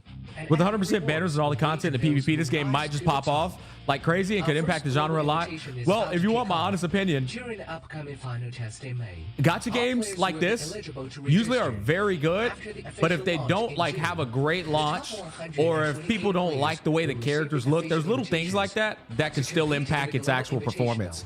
Selection will be based I'll on be honest, the in-game content looks summit solid, rankings, across but you never both the know, final right? test If people don't, and the it just post-launch it's really All comes down participants to will what receive people end up rewards, enjoying. with the top 3 earning cash prizes. The best player will get the chance to face a legendary player in a real-time 1v1 duel. 1v1? And earn a direct ticket Run it down to mid lane? EWS Grand Finals. This debut year marks the beginning of EWS global tiered tournament structure, including open qualifiers, regional finals, and ultimately the EWS Grand Finals.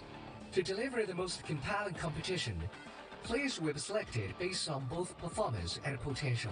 Okay. For detailed rules and upcoming schedule updates, please stay tuned to our official announcements. Dude, Wow, how did Chaku suddenly turn into such a cool robot? Boy, what the I didn't hell? expect to see one here. bro, I got so much studying to do, I'm chat. really waiting Holy. for your challenge at EWS. We're gearing up to launch our first official tournament right after the game's release. Players who compete in Summit Arena during the final test and after the launch will have I feel like a this is chance too much to start qualify. with, Beats. Make sure to follow Etheria's official community. Only one way for to find updates, out, brother. And let's see who emerges as the strongest. Only one way to player. find out, man. You could be That right. wraps up the We'll first see. part of our Etheria Direct. I don't necessarily believe in that mindset, but I also understand how the gacha based mindset is. So And thank you could be on to something. all for tuning in. We can't wait to welcome you to the official launch of Etheria. Yes, Etheria officially launches on June 5th. And pre-registration is now Bro, open they on are all launching major that game June stores. 5th launch. Head over They to mentioning the hell out that June Etheria 5th, chat. website, Make sure y'all hear pick your that. platform, and June to 5th, register boys. to claim some exclusive rewards. When the game goes live, you can use the redeem code on the screen to obtain Anima Prototype. So be Etheria sure to take a screenshot and 0605. save it. Additionally, during the final test phase, players can also use the redeem code to receive Anima Prototype. So don't miss out. And stick around. Up next is the second part of our preview stream, the Superlink Conference, hosted by our community manager, Chris. Oh. He'll be joined by several content creators. Several and content the creators, director boys. for an in-depth discussion about the game. Now, let's hand things over to Chris. All right, Etherea's cool. Let's see community it. manager. Let's see See it. you later. Goodbye. Etheria's community manager, Chris. Take it away, Chris.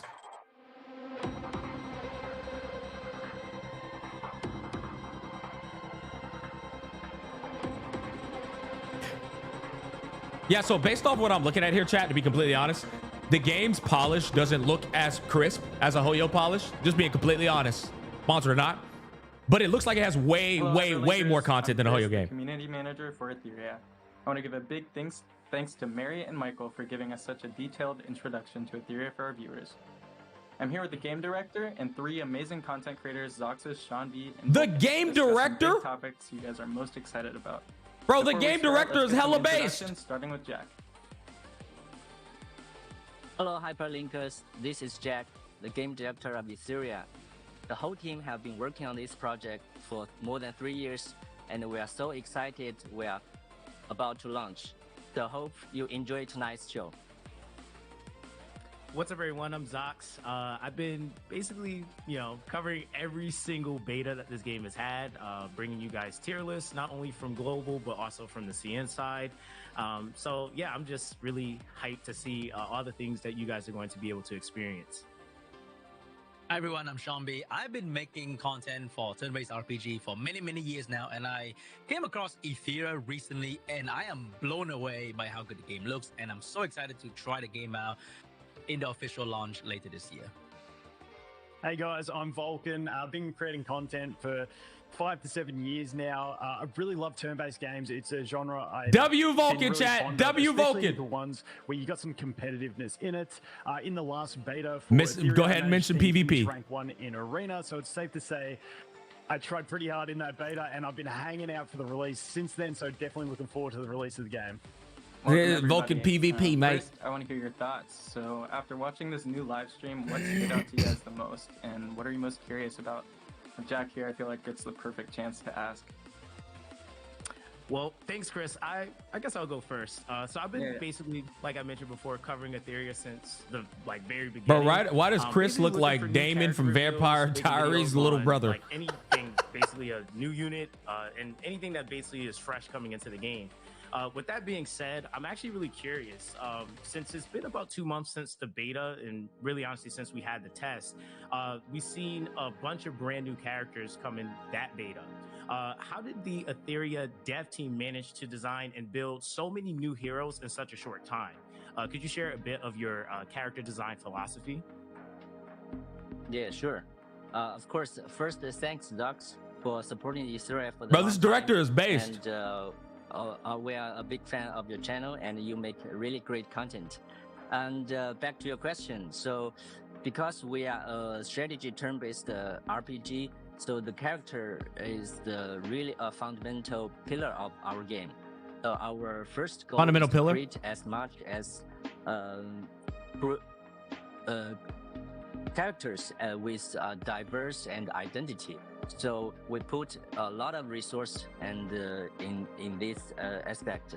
So we have we created more than 3 pipelines for this character design. So from the creative design, Respect and to the him for concept doing design, translation in 3D English. modeling, and rigging animation of all this stuff. So there are multiple pipelines running. So actually, when you see this new character release, actually there are already several characters already start in working in process. So that's why we can manage to release so many characters, and in the future we will release more characters that will bring new experience to the game. Well, thanks, Jack. Vulcan, do you have any questions on this topic? Hey Jack, first of all, thanks for having us on. I really do appreciate you getting us involved. I've loved the little chat we had beforehand, getting to know you. I'm really excited about what you can bring to this game and to the players as well. Now, obviously, I played pretty hard through the last beta, thoroughly enjoyed myself. W Glazing. There was already a lot of content in the game from that point there, but you do have a bunch of other content still to come as well that you've released. What's the plan on rolling out all the extra content? Is it all going to be there at launch? Is going to drip feed in so people aren't overwhelmed? Like, what's the general idea of releasing content and the philosophy around that? That's a good question. Okay. W Vulcan. First, thanks for joining us today, Vulcan. And it's quite impressive you make in the last beta, so it's quite impressive. And back to your question. So actually, we are Vulcan carrier in the street. Finally, to add more features, add more systems that to bring to our game, because that will make players just busier and busier.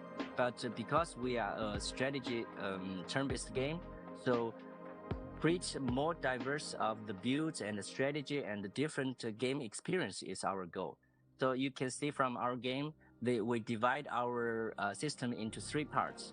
You have daily challenges that you can grant your resource to upgrade your heroes, like the modules and shells. And we have the trial challenges that you can have the more difficult challenge to test if you have a good enough build and that. And insight in the game.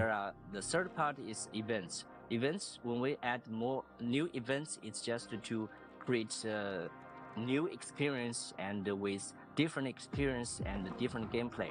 So this is the basic 3 parts. Of course, we also have 2 parts is the union, right? The union is Guild. The social part, and you can play with other players. And the last part, of course, it's one of the most interesting part of the Etheria is the PvP part. We have its arena, we have RTA, and you already see in this live stream we introduced another new mode. It's a light tournament. So we just also want players to not only enjoy PvE content but also PvP content. So these are the basic framework, and I think it's almost the complete framework of our design. So in the future, we just based on this framework, we will introduce more how to say the event systems and the new challenges. So that's being said, so we are ready. So the game framework is ready. So that's why we're about to launch the game. So I hope everybody is excited and looking forward to it. Thanks. Yeah, super exciting. Awesome. Bit of an English barrier there, huh? So many things that he mentioned there, especially the PvP part, where I'm like super excited about, because I know we're all here for that competitiveness in this game, right? But then I also noticed that beside the RTA part, there's also this thing called the Fearless Arena. Like, what is that? Like, how's that different from the RTA that we have in the game? Yeah, I think we already teased a little bit in the introduction. So, usually a game in this market or in this genre, we have the traditional arena. That means it's... Appreciate I'm trying to speak to that global. I do too. I think he totally probably should have had a translator though. It just would have been much more seamless communication. You time arena and you match with another player. And usually this kind of game is also runs a tournament like we did before. We have already held several tournaments, even in the beta test. But the thing the tournament is very exciting. I think Zox and Sean, you had a very interesting match, right? So in the last tournament. But it's always limited. So last time I only invited 16 players. But it's fun, and we want to bring this this exciting esport. Get why he does it? Yeah, he wants to build trust with his community. I think it's great. It's a bold statement to do what he's doing right now. He's basically trying to get people to understand that he's down to have a connection with the community, and that's huge, honestly. That's why we put this Fearless Arena. Actually, it's a light tournament and in-game. It's an in-game tournament you can play in the weekends. So, and there we will match 8 players, and it's a tournament. And after 3 or 5 matches, there's the champion. So, you know, last time we seen somebody do that type of thing, right? I Chat. never had see this kind It was the of Kudo system devs. in this era. So we hope it will bring a brand new experience to our players. Yeah, I think that one's going to be a big hit with this game, and I'm super excited to see it in motion. So thank you, Jack, for the additional insight. Transitioning into the topic of balance, strategy, mechanics, it's clear that we put a ton of effort. Yeah, into before both PvE Kudo and came out, they did the same thing. So it's a good sign when somebody does that. Here are super experienced with turn-based RPG genre. Are there any concerns you have about Etheria, or anything you're particularly curious about? You can ask Jack right now, right here. Yeah, so for me, I'm probably going to talk for a little bit on this one because this is something that I'm really passionate about. And I think with Etheria, between the module and shell system, it's got something very unique that we haven't really seen before in these types of games, where there's 2 big things. First of all, a shell for me, when I jumped into the game, is sort of replaced what you look at in some other games as the weapon, which I always hate summoning weapons on a banner. There is nothing worse than that for me. Whereas in this game, yes, Volk, tell him one more time. Really cool, like pet type things, but they fill that role of a weapon from other games. Hell yeah, dude! Damn, that was huge. I didn't know that. And then you have a module system. See, I couldn't retain that information through the stream. And your shells have different sets that they can get, and then reaching so many of these sets give you set bonuses, which is a really cool way to integrate getting different set effects, where normally in a game it's just like have 2 of these pieces, have 4 of these pieces, whatever it is. So I thought that's really interesting, the module system with the shells combined with more customization than I've ever seen before. You've got 3 slots of your modules that can all have the same stats. So you can have like 3 crit damage pieces. Yeah, that's insane.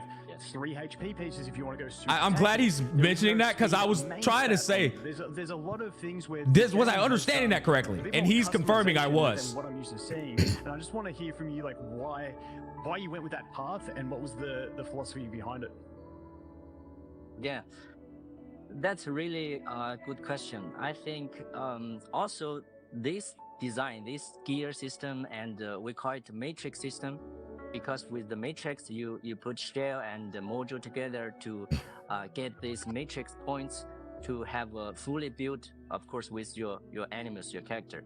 So I think this whole system is one of our most satisfied design in our game, because before this setting, this design, we have 3 or 4 other solutions or approach, but we still think it's not there. And of course, we can reference other games. There are a lot of games on the market which can just take one we think are good, okay enough, and we just take it. And so I guess that's telling you how many times it hits a stat. But, during the very early stage, we just think it's not right. It's just too similar with others, and there's no fresh experience. And we also found the build is quite limited. You go after you play a while, it's a kind of it's preset. You can only follow this kind of ways.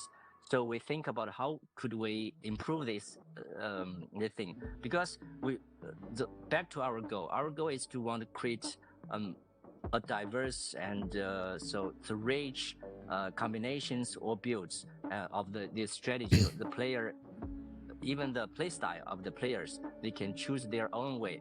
So when we come up this solution, when we introduce this matrix with shells and the modules, I think we find this solution. You can say if in the end game we have more than 50 animals, we have more than 20 types of modules, and we have more than 20 I would say shells. I love this fucking this shell system. You may think, look at them, they're cooking with them too, bro. Look at all the different types. But when we design a game, this is easily, I agree with Volk, this is like the most interesting part here. Systems one by one, step by step, to the players, and they will get familiar with it and learn it, and with a learning curve. And in the end, we hope in the end everybody get familiar with this, and they can have more choice and more diverse of the builds, then make the game really fun, not only in PvE but also in PvP, especially also in the real-time arena. So RTA Shells have some insane abilities too. Really interesting matches, and everyone on the team gets one. Yeah, that expands the build process. I have something that I want to actually piggyback off of, because we are obviously talking about like relics and cores, and I think that kind of like leads into like the idea that this is a really deep progression system. And I guess that kind of was like one of the things I was wondering was, you know, how exactly were you guys going to approach basically trying to maintain you know, basically the balance between character variety and the strategic diversity in combat? Because I think one of the things with a lot of PvP games is that, especially when you, I guess, have both PvP and PvE, but seeming that we're kind of leaning more towards the PvP side, like that's something that you really want to always kind of like try to maintain, like player interest, but also like what matters to that specific type of game mode. And I guess kind of a double like or stack question there. How do you also plan to add future characters? Like, is it going to be according to that character that's currently destroying meta right now, or is it be just something just completely fresh that creates its own meta? That's a good question there. That's a good question there. That also is, how often can players actually expect to see characters added as well? Okay. Yeah, it's a really challenging question, and it's a challenging task for us, because that would be insane if you answered this honestly. Balancing is crucial in this kind of game. If you lose balancing is crucial. Lose, how to say, the diverse of the builds, and then the player will have the similar play style. They will find the jack of all trades heroes, or they will find the best team set, and then they will break down. He's basically asking him how's he going to handle power creep, chat. Arena, everybody selects the same hero. It will be super boring, right? So that's there are two goals. So when we design a new character, we just want to have, for each character, we want to have its own place. Okay. So its place means some character may be more suitable for PvE content, right? Or PvE specific bosses, like it's single. They're going to be niche. They're going to be niche characters. Like that. But the thing is, we have more than 50. Even in the future, we have nearly 100 characters. We hope each character has its own position. A value. I get what he's saying. So a character be on a banner and they might just be a boss killer, and that's it. Or a character might be on a banner who's good for a one particular mode. The thing is, we also have to, when we want to make sure it's balanced in PvE, that's easy because we have all these systems, and PvE, it's this status and all this difficulty is set. It's not always changing. So we can use our tools to test all these characters, if it's OP, or if it's how to say, if it's too strong, too OP in multiple systems. It's easy to handle. But when we're back to PvP, it's a little bit challenging, because when we go to, we just mentioned before, we have so many different kind of builds and possibilities. So that's why we need some I think niche is objectively the better way of releasing characters, chat. Because if you do these fucking jack of all trade characters who do it all, then it just kills the whole point of pulling on a character in terms of like value, you know? That one character comes out and just does it all, like, bro. And that's how the start of power creep occurs. Our balancing designer will check this report regularly and see. I wonder though. I do wonder if they're gonna follow through with that. Of course, we will also, based on our ideology, own experience. All these designers, they have to play themselves, and we internally actually we play all the days, and to not only trust only the data, but also the feelings when you play and play with each other and play with the PvE content. So we in summarize, we just want to put so many energy on that. We just make sure it's really balanced, and of course we hope to back to our goal. We want to keep this builds and the gameplay. It's really diverse and means more strategy thinking. And having said that, Freya looks kind of insane. That's actually very true. She did look kind of insane. There are tools behind the scene to. That's a good ass point, bro. To play the game, to test with so many combinations to keep the character balanced. But oh, girl was doing everything.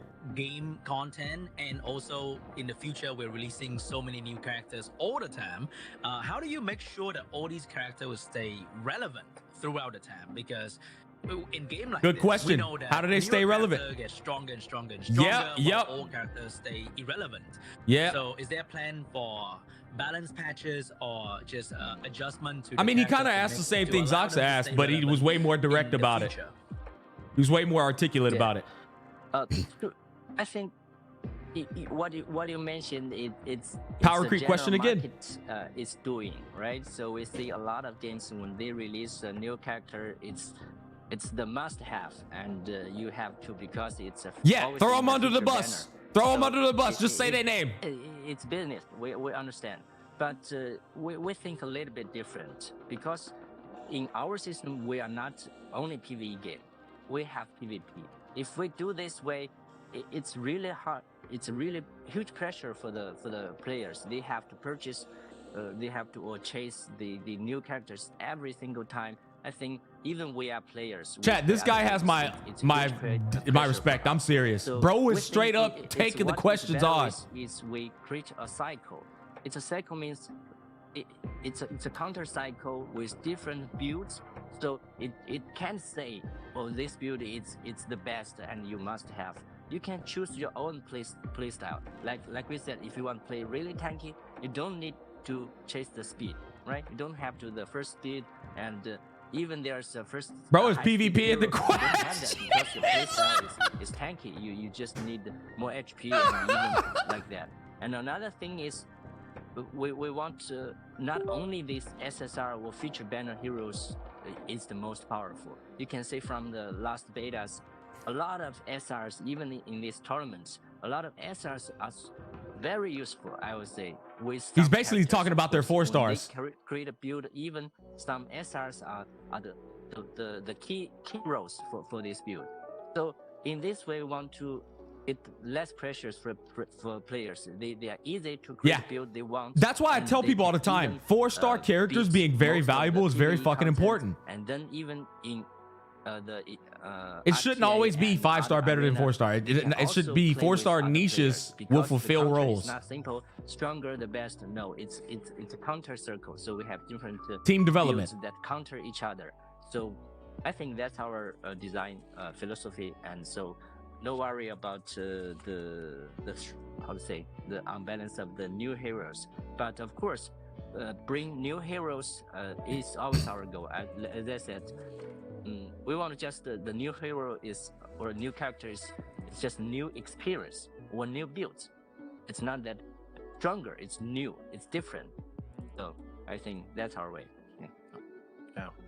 Yeah, one of the big things with this game that I think will be a key strong point here is the idea of the cycle that you talked about. You know, with every animus having like a different position in the meta, I feel like we're gonna see like an always evolving meta where people are like practicing different strategies, and you know, we'll find out that, oh, one little strategy works on this character super great, and then it shifts everything, and then a new character comes out and then things start to shift again. I think there's just a lot of variability here with the matrix system that you talked about, and having a cycling meta like that is what's going to make this game great. Yeah. Yeah. All right. Anyways, that's our goal. So playing off of that, let's address the question that many players are most concerned about. All of you guys have played many gacha games, so what frustrates you the most? I'll kick it off. So with this one, and I'm gonna. Yeah, we're not talking about gacha frustrations because it really frustrates me when we have the 50-50 system in summoning. I mentioned earlier, I hate weapon banners. They're not in the game. Fantastic. Let's go. No weapon banners and no 50-50 is fucking insane, Chad. I'm gonna be honest. When we have, I thought it was a very interesting system. When we have the rate up banners, at least in the last beta, I can't remember the exact numbers, but we have. That's like a dream come true. The new character, they get their rate up banner. Now you don't have a soft pity, and it's a higher pity, and I believe it was around 100. But if you get a, what do we want to call it, 5-star SSR, I can't remember the actual terminology, I apologize. But if you get the high rarity character, there's no 50-50. You get that character that is on the banner. That is it. Whether you beat the pity or not, so you can do a 10 pull. You get lucky, you know you're getting that character. I think that is a fantastic system. Say it again, brother. And I absolutely love Talk that. to him, Volt. That covers one of the big pain points. Get in there, brother. Get in there. If you're planning out, just you know, lay it on the this is table. exactly how much I will need, and it's reasonable. And if I get lucky, I will get it beforehand. But the other thing that we had was even the rate up banner characters in the beta were in the standard banner, which the standard banner has a lower pity, it has the soft pity, but obviously you don't get to choose who you're going for, so that's the trade-off there. What is the pity though? Beats open your damn ears, brother. He said up to 100. Beta, you're only getting the one character, so it's not a new release. Is when a new character releases, how long before they go into the standard banner, not just their rate-up banner? What? They go into the standard banner? Okay, so because we are still how to ad break down. L ad. The also interesting and exciting part for this kind of, because you always chat Twitch. Look at this. Dismissing the ad. Twitch. I need y'all to see it. Dismiss the characters you really want. So we are players. When we do this, we are not just as developers, because when you are developers, just think of business, the KPIs. You know, oh, we have to do this, we have to do that. But most of our developers, they are also a huge fan of this genre of turn-based games and gacha games and JRPG of this kind of stuff. So when we design this crucial part, because it's talk about monetization, right? We are a business company. We have to make sure this game can run continuously, and we can then the revenue we generate can support our future development. Yeah. But again, back to our player experience, we're also frustrated. We're so frustrated when we pull in some other games when you get this 50-50. So he said they also hate the 50-50 right there, chat. I know he's hard to understand. He basically said we're also frustrated with 50-50. We don't like that shit either. Feature banner, you will guarantee it's the characters in the banner. There was no 50-50. And back to your question, if there's a new character introduced, and from the very I was waiting on him to answer this. When we launch this, when are the limited banner characters going over to standard? Feature character already in the standard banner, so there you don't have to wait, and you don't have to worry about when this feature banner is gone. You cannot get this character anymore. You will. They go straight into the standard banner. 6 months or 3 months like that. No, this won't happen in Etheria. So at the very beginning, you can pull up these characters, and it's in standard banner, including light and dark characters. What the fuck, chat? Including. Brother, what the free-to-play model is this? I think when we play this genre, you know how rare they putting the limited banner characters straight into the standard after the banner's over with. That's insane. Yeah, what the fuck? That's huge. Like, that's insane. And I think I also noticed that when I was playing the beta, I think the cost of summon, I felt it was a bit wow, that's crazy. Is that a thing in this game? Yeah. Oh, yeah. I forgot to mention that. So back to these things. So what we I'm uninstalling HSR. Thank you for the 20, brother. It's just the how to say. What you bro, why is the dev 1v9ing? But actually, the thing is behind that is it's how you're pricing your game. So we generally think it's just in this market it's just too expensive as a player. It's too expensive. Hey, hold on, bro. This dev is base, chat. He said it's too expensive. 50-50. Holy then you have this duplicate system, right? You need to pull 5. Is this real life? To get a full character. So this you can see in Etheria, we don't change this, but later on it's separate. No, it's not separate. It's behind this. It's just we think it's just too expensive. So we did several things to this dev is insane. Bro, it's pro consumer, chat. One thing you see is we remove the 50-50 system. Another thing is we put this high rarity, even the featured characters into this standard banner. We let these free-to-play players can easily get them by lucky and or by hard working to collect more these free resources. And another thing is we need to protect this dev, bro, at all costs. I think it's a standard price is 160 gems or crystals or any other how to say. Yeah, that's fair. It can be standard fucking price when you're doing all this other stuff. We reduced it to 100. That's already a huge discount. So in one pool, you only need 100 crystals in our game. And another thing is, we had a lot of season also give quite a lot of free pools. Free, yeah, what is the monthly acquisition? I'd be curious on that. Crystals. So the thing is, we just want to be more free-to-play friendly. We hope a lot of players, if you love our game, you can support us, of course, then we can create more and that's what people don't fucking realize. Also, if you make a game like this where the community loves it, they're gonna take care of you, bro. I know I will. Audience space, so we know that, and so we want everybody to enjoy our game. So we want. Bro, say I'm listening to this while I'm cooking, and I had to stop just to say based. Holy. Several changes. So that's what do we think about this gacha in general? And make a good battle pass. Make a good battle pass, and like Tribe. If I can, I just wanted to zoom in on one. And people will buy it every damn time with skins in it. Units are also in this. Like, so you have a rate up banner for normal elements and then light dark. I'm just going to refer to them as light dark for this. And then you also have a standard banner for the normal elements and then light dark as well.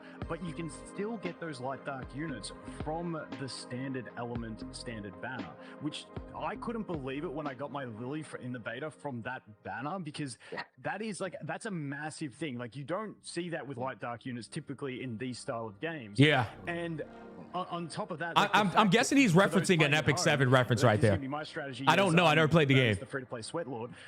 When you're getting into the game, and I love that every character goes straight into the standard banner. And so if you're starting even a bit later, but even at launch, you've got those cheaper summons on the standard banner with a lower pity and a soft pity, which makes it cheaper summons with a lower pity on the standard banner. What the hell?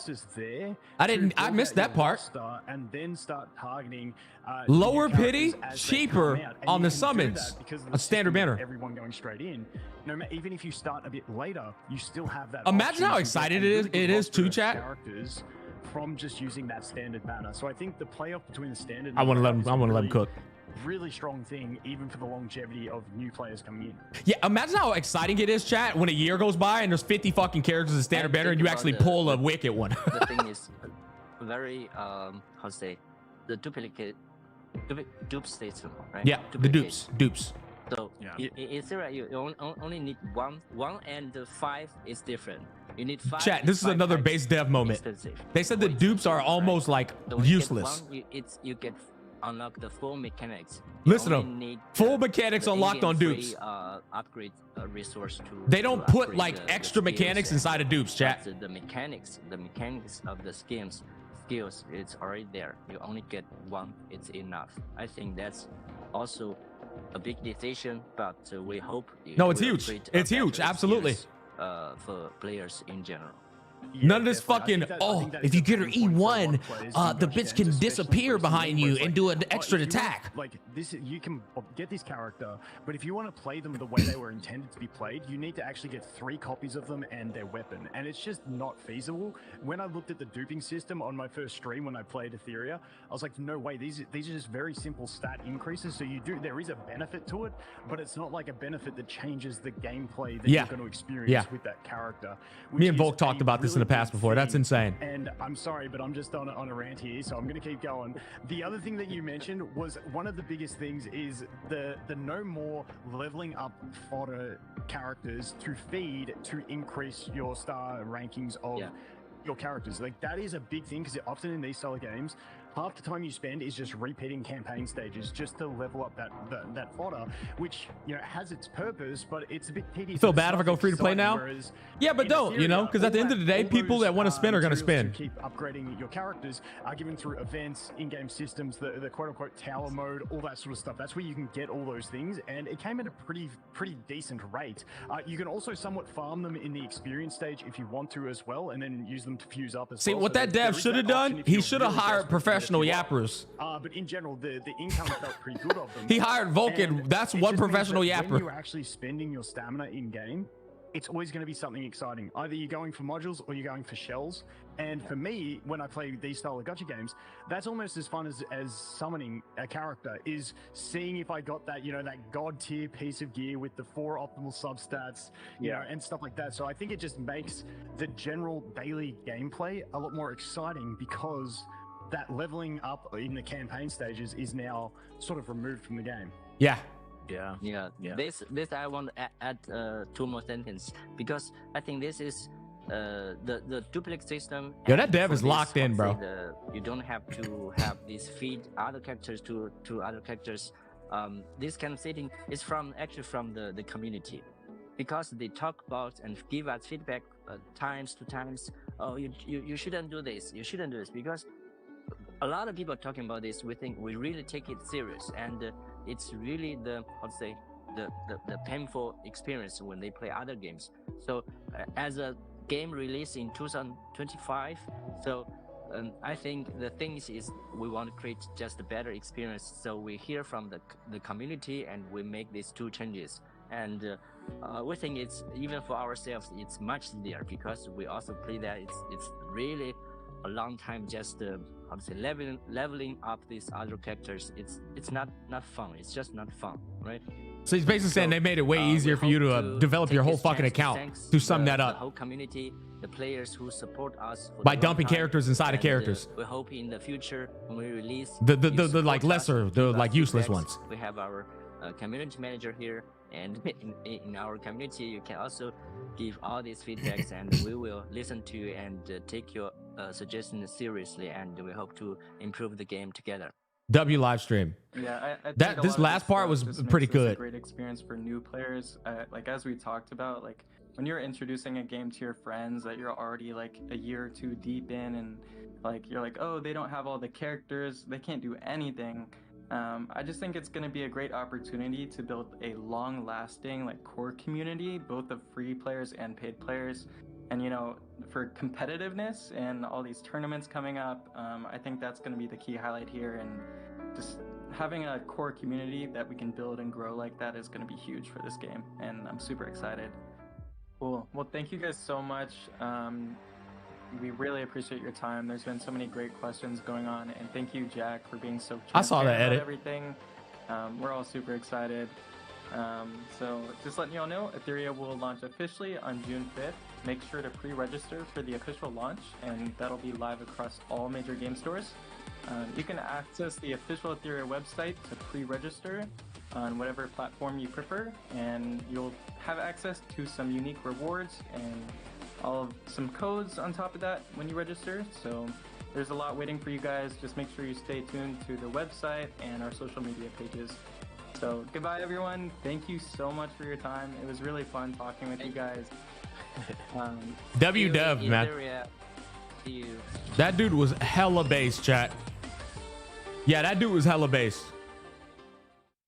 All right, first live stream done. Okay, chat, thoughts, chat. How we feeling? Hey, click the QR code in the top left. Did y'all enjoy that? I'll be honest, it was a little rough in the beginning, just because of the sheer amount of information that we were receiving in such rapid fashion. However, good information, just like it's not like that's a bad thing, right? It's just because we don't know anything about the game, it's hard for us to like consume it, retain it, and then move forward, right? We're just like, what the hell is this? What is that? What does that do? What is that? So going back and looking at it, I'm pretty sure there's just a lot of information overload that you can just digest slowly over time. I like the fact that they're also putting in a third-party website that you can go to learn at your own pace, the modes, how characters function, so on and so forth. I love when there's a third-party website. I'm serious, chat. In Lost Ark, it was such a fucking deep and intricate game that they had to have a community-made website for you to go to learn how to play characters and builds. And if I didn't have that third-party website, I just would have been cooked. I'd have been cooked because I didn't know what to do. It was just too much shit in the game, you know? So I think people might not like understand the real value of that Hell Hades. Max roll, right? Thank you. Max roll. So Hell Hades is going to be like the max roll for Etheria restart, chat. It's going to be the website you go to just consume all the information and answer all the questions you might have, on top of content creators too. But that was something that was huge for me. Obviously, I think one of the biggest breaking points of attraction, I loved the dev getting in front of the camera and trying his absolute best to speak the English language to let the Western audience know that he absolutely acknowledges us, most importantly, right? But secondly, he was just letting them boys shoot questions at him. He was just letting them boys pop questions. They would pop. Bro was 1v9ing them in PvPing questions, right? Which was cool. He's doing the best capabilities to answer them. And to my experience, he wasn't really dodging them either. I think the most impactful part of that entire live stream, though, was bro was pro-consumer, dog. I mean, what the fuck? No 50-50. No weapon banner. Dupes don't impact the core functionality of the characters at all. It's only stat boost. I mean, that is crazy. Limited banner characters get added to the standard banner immediately after the banner is done, including these light and dark elements, which admittedly, I don't know the value of that yet, but just extrapolating from what Vulcan was saying, it seems like light and dark element characters are a bit more valuable than all the other characters. Just picking up what they were putting down, right? And he's saying even those aren't exceptions to getting put in the standard. They get put in the standard as well.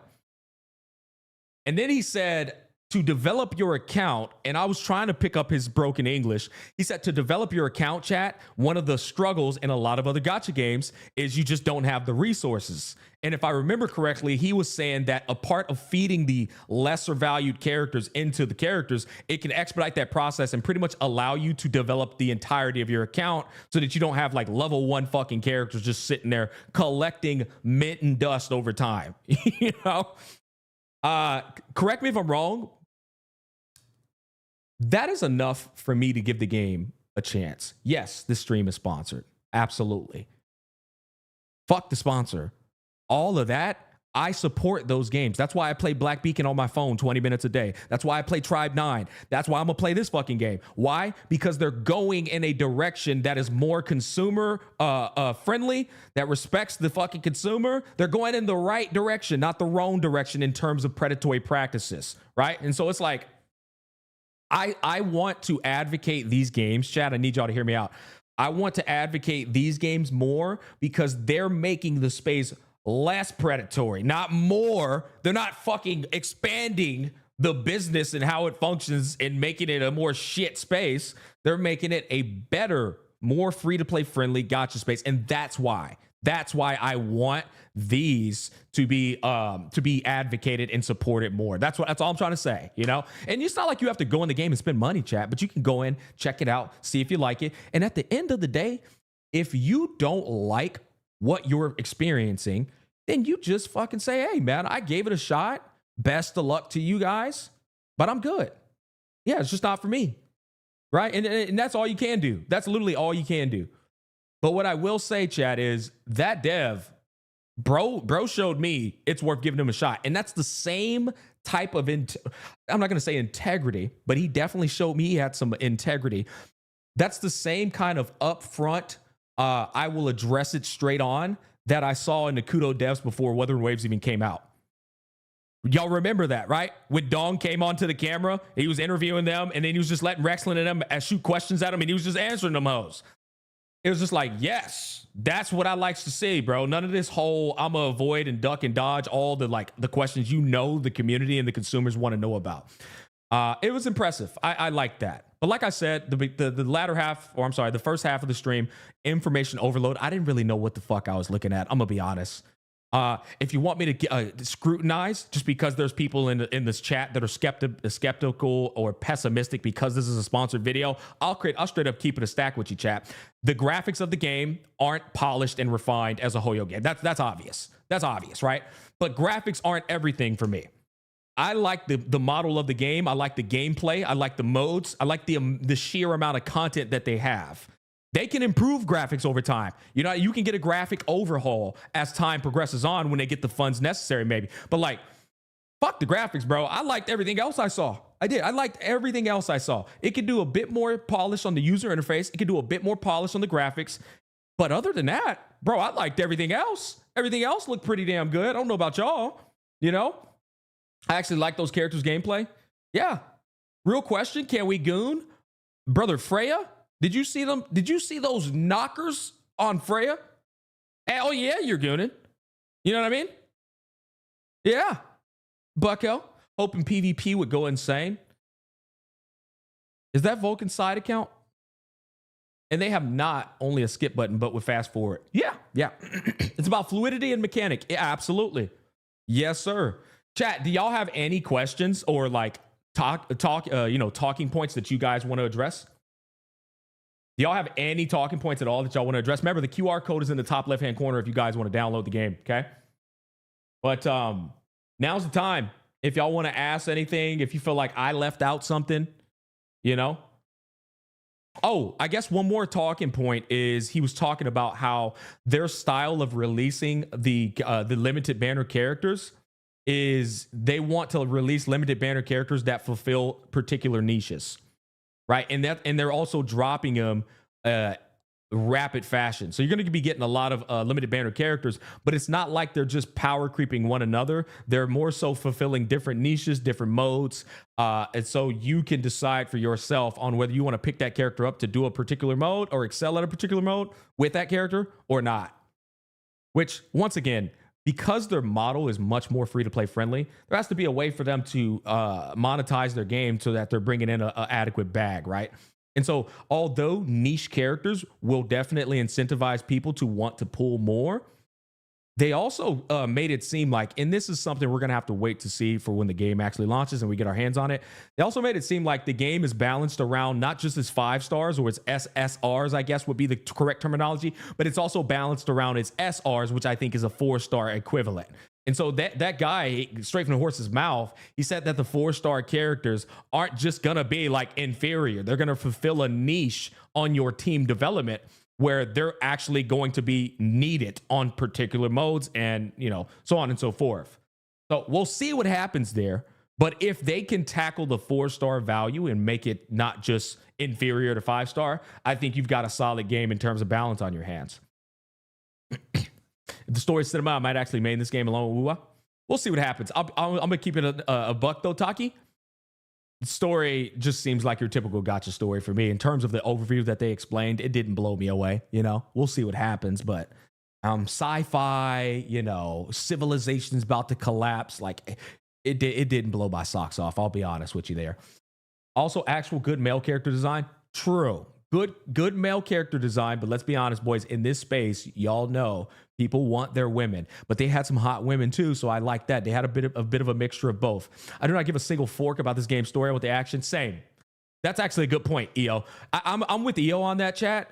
These kind of games here where they have such like dense PvP content as well as PvE, that's what I'm playing the game for. That's what I'm getting into the game for. But I do understand at the same time, we have the best. You want to have the best of both worlds, right? You want a content-packed game, and you also want a story that keeps you interested at the bare minimum in case the content starts to get a bit dry for you. Okay, well then now the only thing keeping me here is a good story progression. And so I understand it. Me personally, I don't give a fuck, but I can respect people who are looking for it.